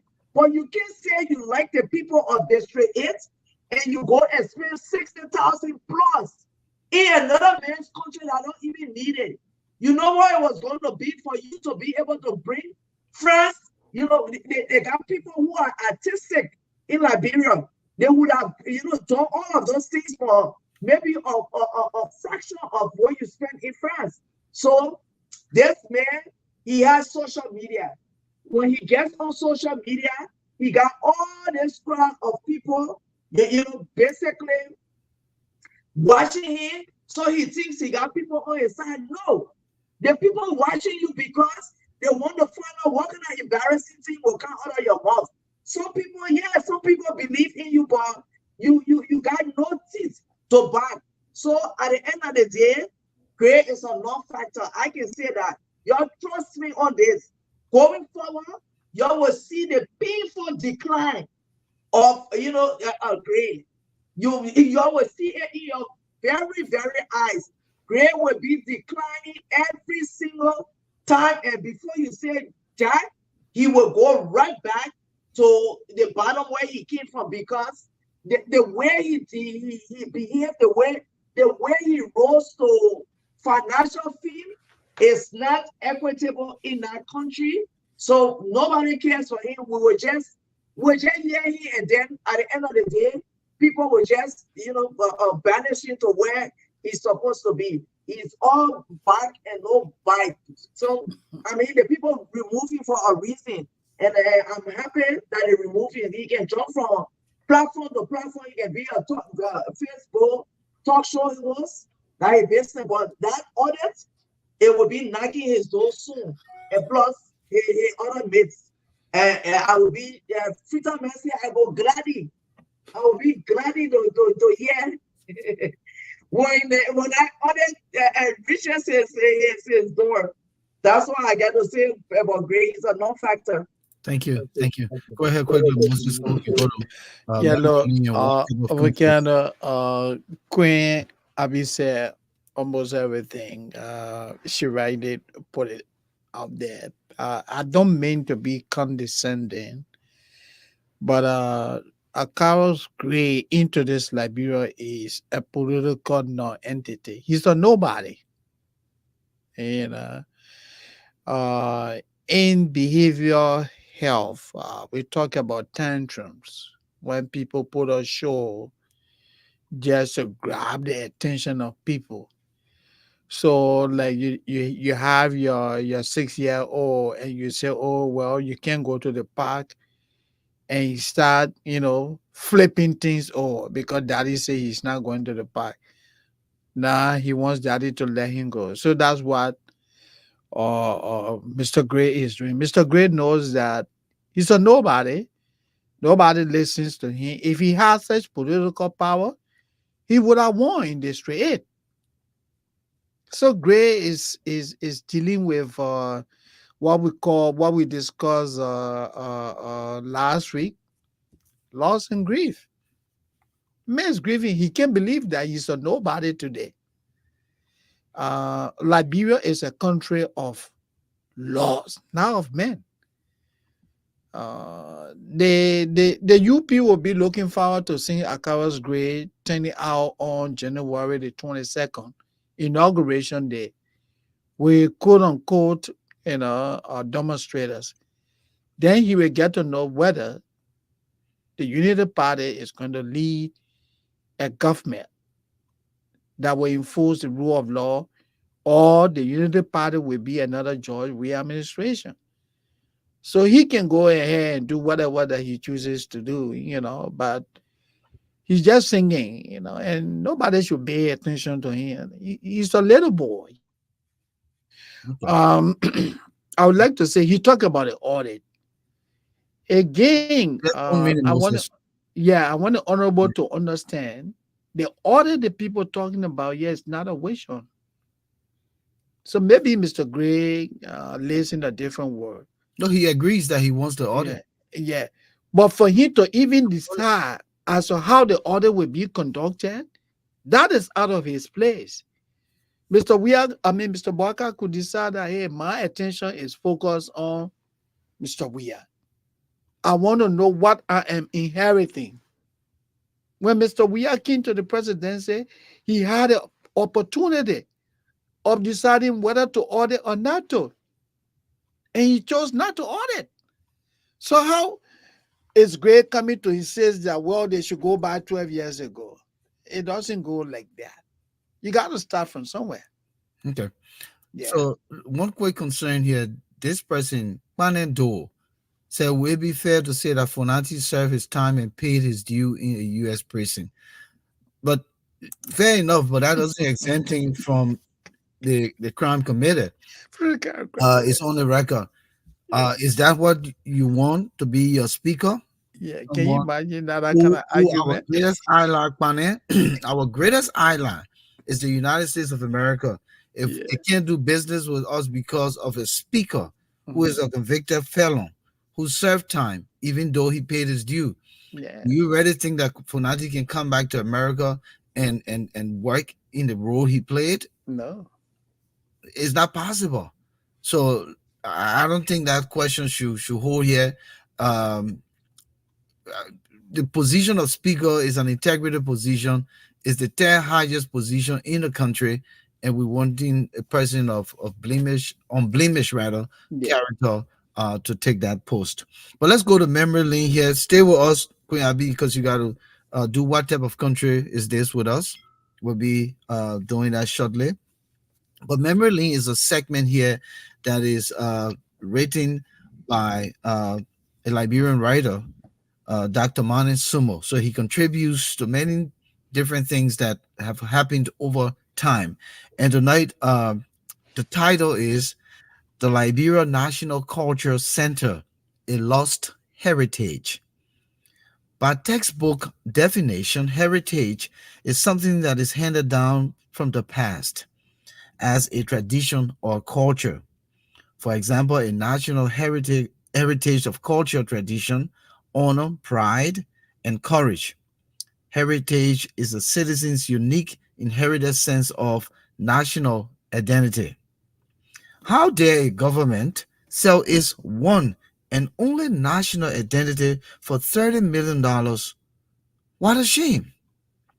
The Liberian heritage was sold for $30 million, or he said 30 million pieces of silver dollars, what has the Liberian people gained from this seal? Where is Kendejai? Where is our Liberian National Culture Center? Where is our Liberian heritage? Let's go to memory lane.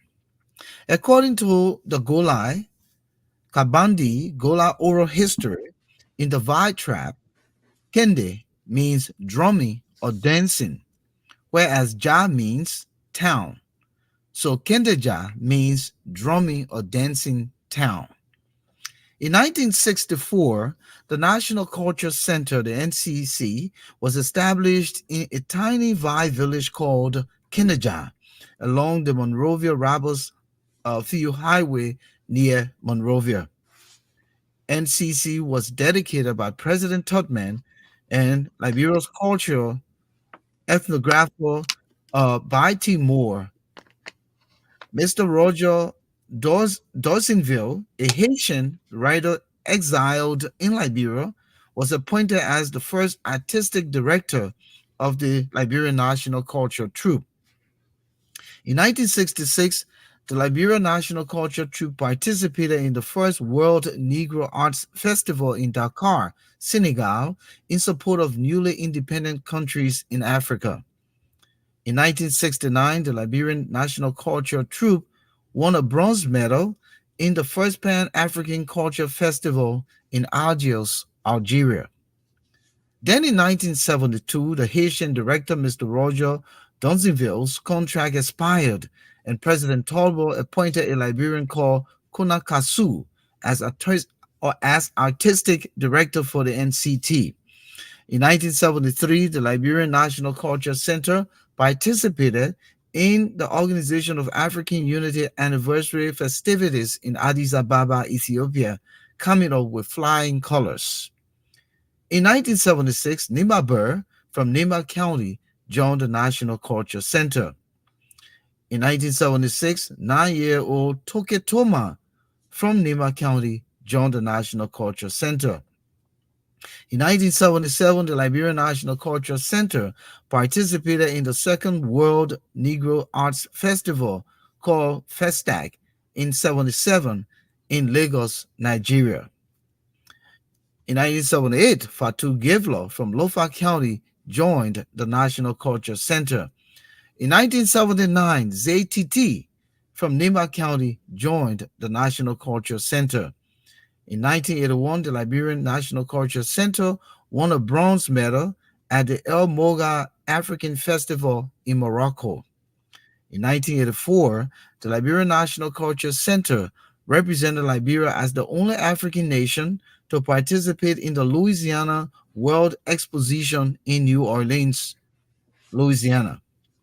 In 1990, the National Culture Center at Kenneja was overrun by Charles Taylor's NPFL rebels, and various troops members were killed from the wrong ethnic groups. In 2008, the land of the National Culture Center at Kenneja was sold, and the Culture Center was bulldozed for the construction of the exclusive RLJ Kenneja Resort Hotel, then run by African-American billionaire Robert L. Johnson, leaving the Liberian Cultural Center displaced without a ready-made alternative location to house it. For the past 15 years, the Liberian Cultural Troupe is still homeless and has hopelessly splintered into various smaller groups. Oh, what a heritage lost and tradition displaced. Where is our identity? I cry. Bwakai, Bwakai, Bwakai. How many times did I call you? We want our culture center back. Ellen Johnson Sirleaf sold our heritage. Robert L. Johnson bought our heritage for $30 million and sold it at a loss to a Ghanaian for $10 million.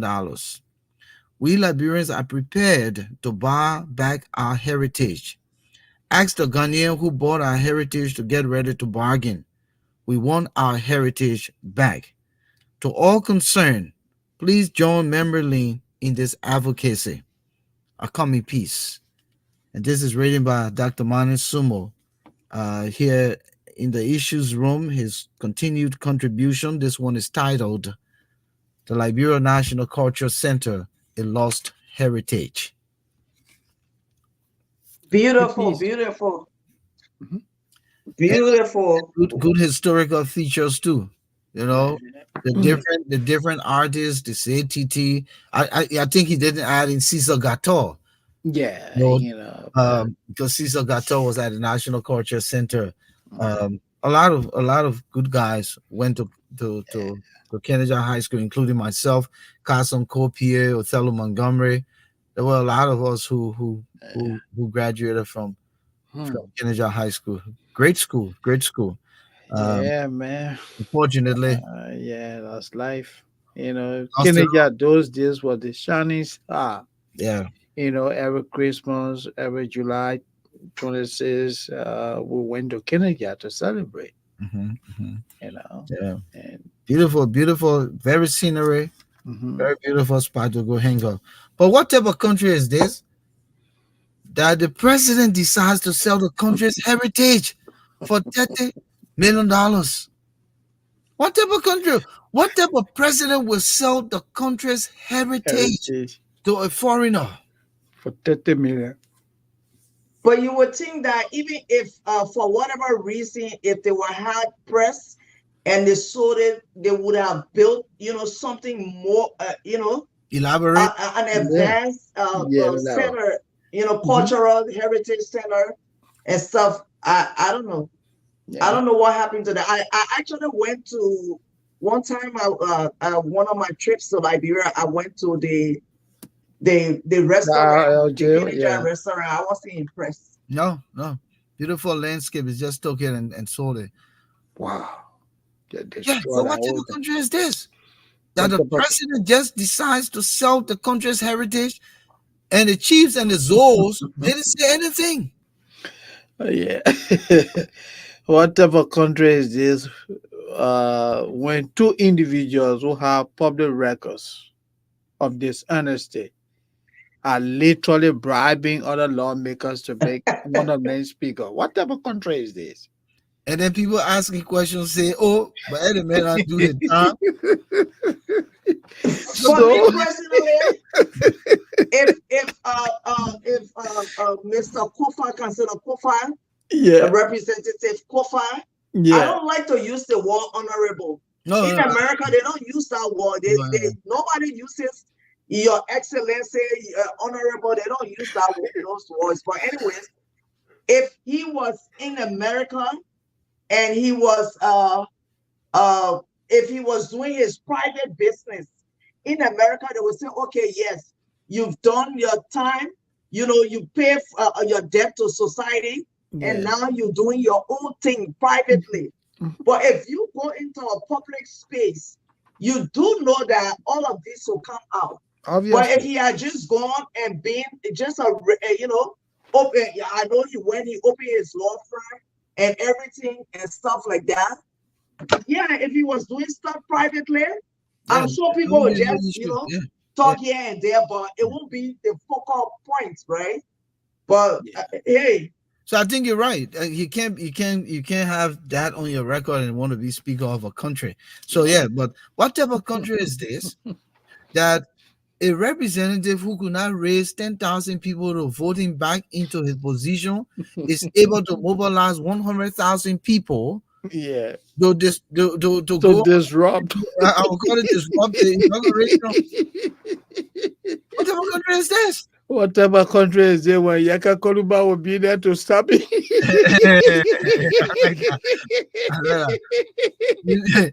And he been threatening to Yeah, fight yeah, Yaga. so No, you saw no, no, Yaka. no, no. Wait a minute, zero.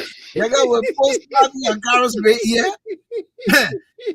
Let him, you're right, Moses. Let him man go there Any and go man cast. say, man, Yaga Yaka will be there.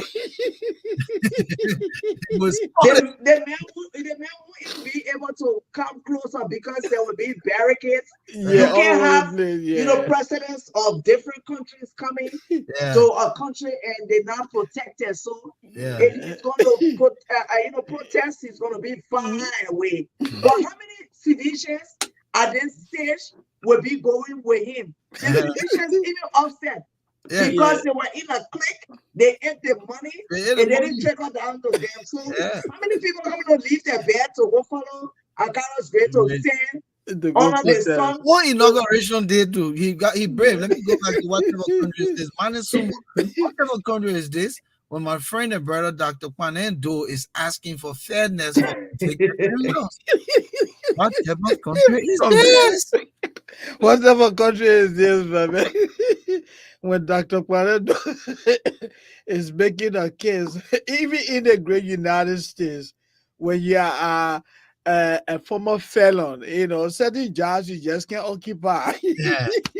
Yeah, and that's a key point. That's a key point. Whatever country, where the losing or going party has protest planned for the next 6 years. I know, right? It's not yet clean. The people that stop planning protests already.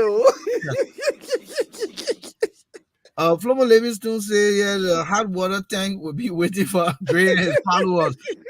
Oh no! But ain't no that hot water tank that the CDC are using now. They pass it on to UP. They got no option.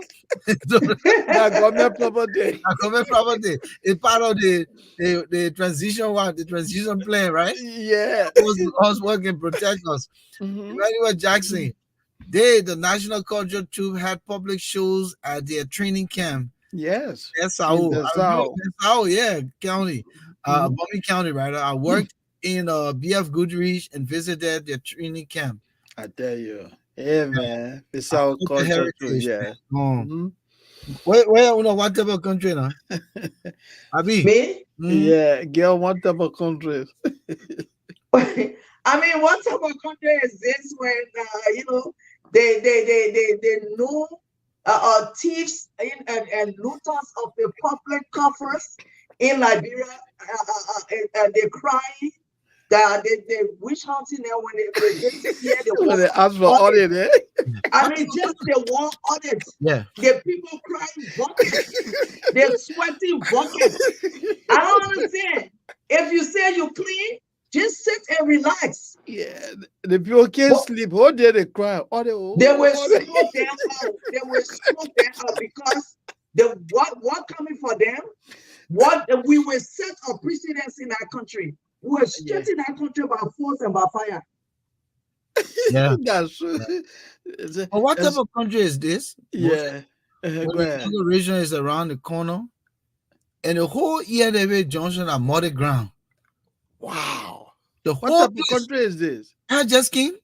And that they were doing the road construction. Yeah. Right? Oh, yeah. Man. That whole area, so it looked like they will have to use SD Cobalt road. And the way that grass is in town now. But man, will be stay, man. They were just do something to make it possible for them, right? Yeah, man. But that would be too embarrassing. There's a portion of the Rivers International Highway that they really got to touch on because the rain kind of put a lot of potholes because they didn't pave it and they stay under construction. So they got to put some kind of $1 million or $2 million in straighten that place. Then that money will come in waste again. That money, but Nathan Maggie still asking for a balance payment. Yeah. What that road project that he didn't want to give it all.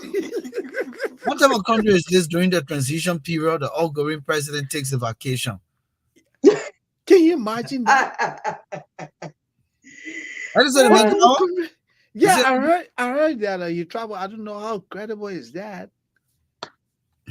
But how can you be preparing for transition and vacation? The president travels to Dubai for a private vacation, EPA protective planet or whatever they're doing. It's a private organization. It's not even from the country. Where you have the option of going on Zoom, or you can send one person to represent you. The man is a celebrity. The man likes, fun and fanfare. Yeah. He likes to be in the limelight. He has no reason to go there. It is not. It's not it's not the country. It's an organization that is, heading this greenhouse thingy. He does not have to be there. So that means that the private jet did not put Oh another. yes. Yeah. What type of country is this managing sumo when GAAP requirement becomes witch hunting? The general Just auditing. auditing. Yeah. Yeah. Mhm. What type of country is this? Man, do now. He changed your mind. When sanctioned officials and known warlords are being elected to the House and Senate. I tell you, what type of country is this? I agree with you, Mr. Doe. Natana Magel, Bill Tuawe. You know, what type of country is this? I agree with you, Mr. Doe. So they said the man going with heavy entourage. I would so people ain't coming back. My man, what you talking about? All about You that. believe me? Wait now, Volcano. If you were in the EPS, I may carry you. You go back to Labrador so you can walk the streets. I beg you, yeah. What type of country is this hashtag Flomo Livingstone? That Musa Ability said if Mr. Cummings doesn't win the election, he will not take his seat if he wins his representative seat. Wow. So Musa Belete should resign, right? Because I think Cummings actually out of Liberian politics now. What type of country is this Raymond Clark? That the outgoing president smartness came in last minute. I know, right? Yeah, and the man come here across as a smart man, right, Queen? Honestly, the man started saying that they like, after the fact. Yeah. Wow. What type of country is this? Emmanuel Jackson, outgoing government officials removing government procurement from government offices. What type of country? People carry laptops, desktops, and all. It's sad. It's very sad. They got Clyde Williams said, let's see if Joe Weah himself will come back. No, he got to come back. He come back, we'll go for him. Y'all don't mind Dugo. Dugo my brother. But do that George Weah man, I see vision. So what type of country is it where the president got a speech from Samuel Tuer? What type of country is this? The president uses his chest to blast at his government officials. The president said to him, my man, you cost me the presidency. Don't speak to me no.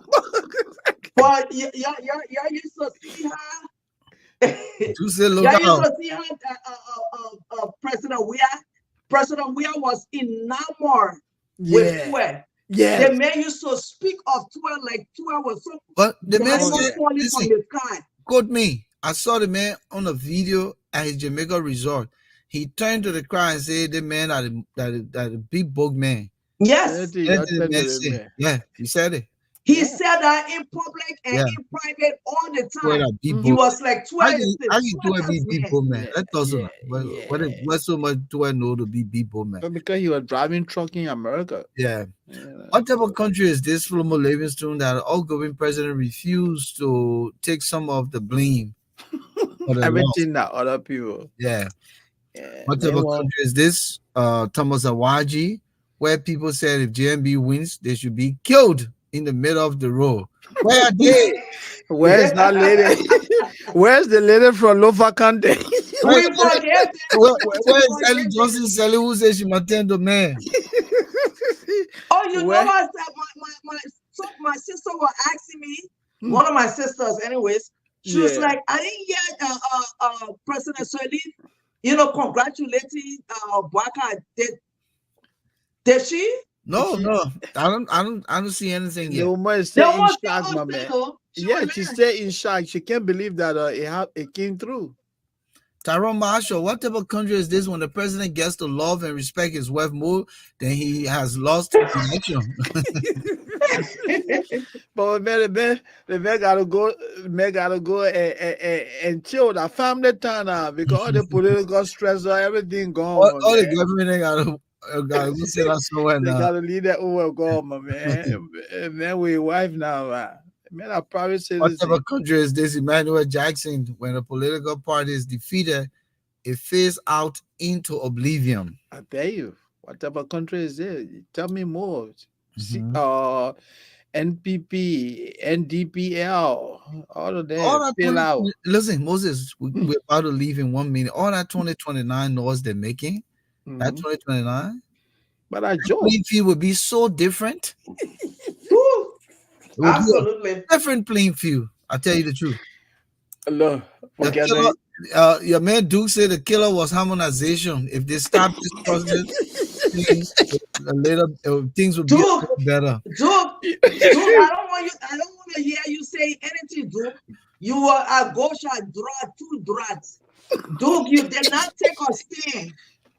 You that did Mr. not take Nitro, a eh? stand. You have to take a stand. You never took a stand. That So, Mr. Nitro. yeah, Duke was right, left, and center. He didn't take a stand. Duke, I fire you. You know me out of fire. You didn't take a stand all through this whole exercise. You were just there. You didn't take a stand. Messi, you got leave me out. Dude, you gotta bring Do you up say the president-elect. Yeah. That's what Papel. Yeah. You Oh, know. man, listen. Thank you so much, Queen, for coming and joining us here tonight. It was fun. No problem. Yeah. Let me just get my party before I leave. Yeah. All right. I just want to say thanks for inviting me. As much as I am busy, you know, I appreciate the invitation. So what I want to say is that I support the new government coming. I support this rescue team, but I don't want to hear any excuses from them, like the CDC. The rescue team won because the people, they told the Liberian people that they identified, you know, with the ills in the country.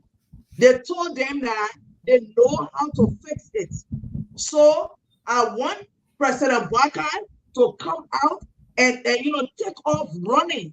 Just take off running. I don't want them to come and you know, I want them to come and have a comprehensive solution. I don't want them to come out and be telling us about the problems. No, you were in the background. You said that all the mess that CDC made, you know how to fix it. I support the rescue team, but I want you to make sure by the time they say go, the green light is on, you start with your solutions. I don't want to be hearing the problems. I want to be hearing the solutions.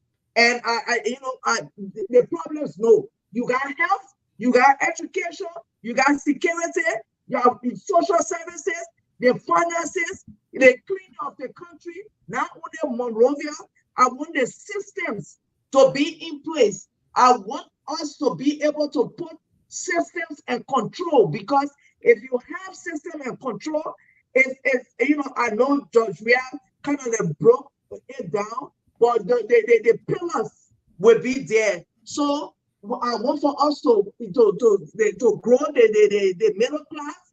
If the middle class grows, it will be well. I don't want no excuses. That's the same thing we were happy on the CDC government was like, oh, you say you knew what to do, and you came there, you were crying, you're scrambling. I hope the all of them got a dossier, they're in the different sectors, the different agencies, the different ministries, they already identified. I want a conservative government in terms of, you know, finances. You can streamline the government, you can streamline things, and even if you have to send some people home, make sure you don't just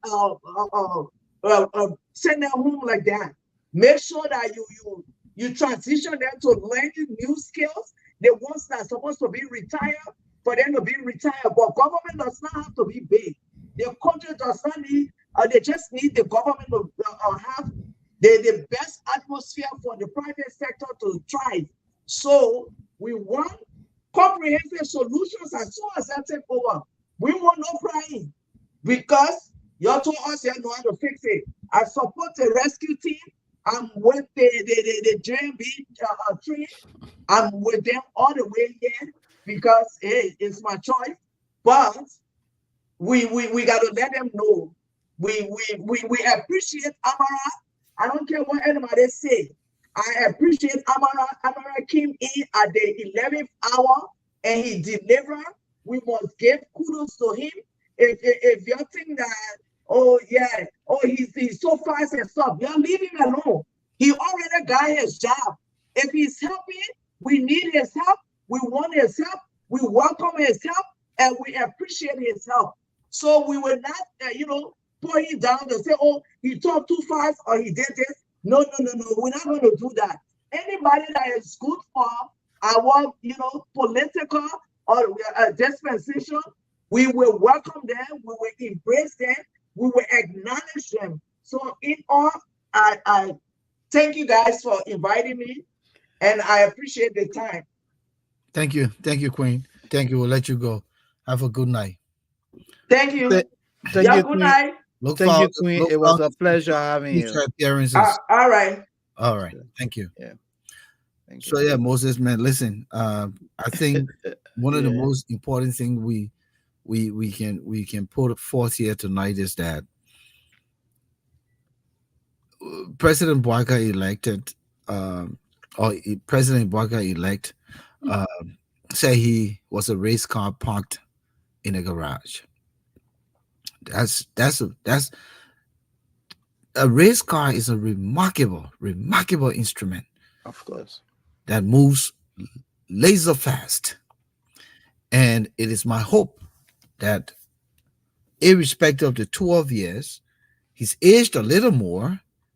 I would think now he's getting up in the morning and doing some exercise because he's going to be on the go.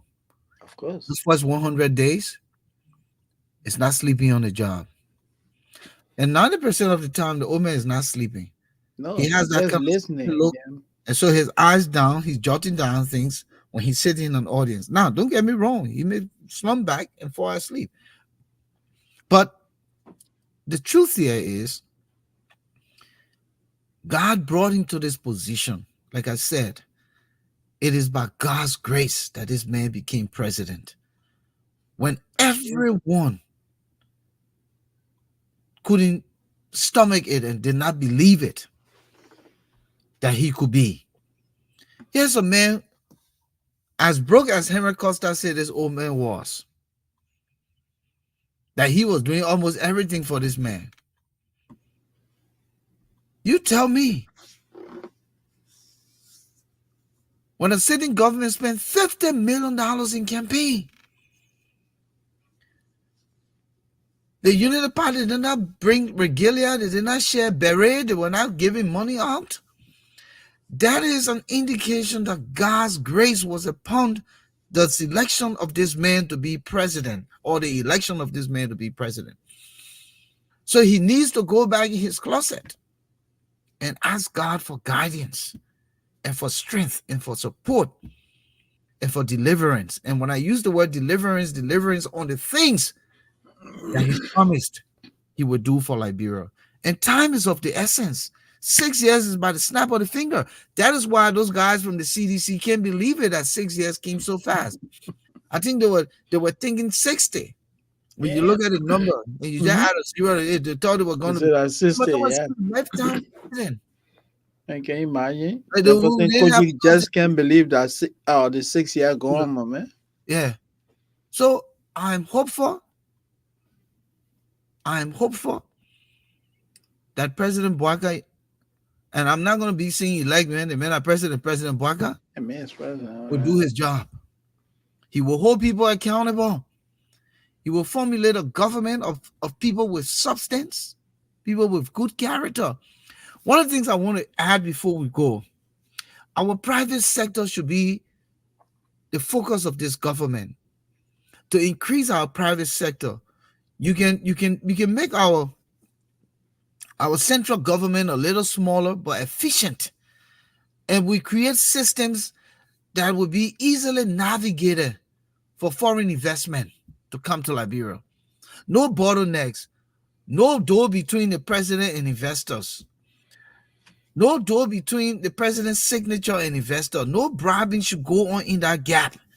There must be no gap in there. There must be a walkthrough. Do your paperwork. Everything makes sense. You pay what is due you. You go and open your business. Because even if you come and open your little $10,000 business, that you don't have to spend $9,000 for bribing before you can open a business with $1,000 and you give up. But if the fees are reasonable enough for Liberians to go home and do their businesses, Moses myself will go home and do something. But the private sector has to thrive. And if you in the private sector, you open, let's say you open a small business here, small business owner, you hire 5 people, you are feeding 5 people plus their family. That's your contribution. So imagine how many Liberians here thinking that way. But when you go home, your own Liberians then trying to deprive you, but they go into the Lebanese man, they go into the Indians man, they give into the Ghanaians, and those people in the Ghanaians will not give that opportunity to you when you go to Ghana. So I think in this new development of the trajectory we want to make as a nation, must begin to be patriotic and to provide the best incentives for Liberians who want to do business in our country. Everybody can work for government. That is why the government is not able to pay salaries, because everybody wants to work for government, and the government is the biggest employer. And you have all these resources in the country. You need to put your foot down. The labor ministry, no bribing. Companies that come to do business must hire, and even if they don't have the capacity in the country, they must create the avenue so that those people can be trained. You can bring forklift driver from India or forklift driver from Lebanon. You want to tell me you can't teach somebody to drive forklift in the mining era? We can do that. So that's my thought here, that this government must focus on creating an enabling environment to increase opportunities in the private sector. The Liberians must not go through hell and back to free their container. They must change some of those stupid things the CDC government put at the free port. I'm telling you honestly, everything now about Liberia is acute corruption.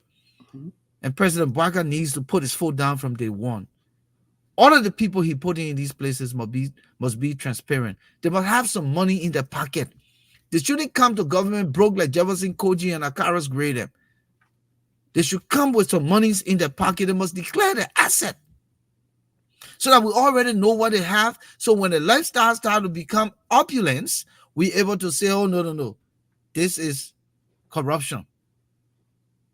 And I'm telling you, that's the only way we can make that progress. Absolutely. Yeah, there's a lot. The expectations are high, but with a government that will be committed to the rule of law, people of integrity, they will do well. If they commit to the rule of law and recruit people with integrity, not people who come into the public sector to get rich overnight. And again, like you said, Volcano, government cannot afford to hire every Liberian. Create opportunities in the private sector for people.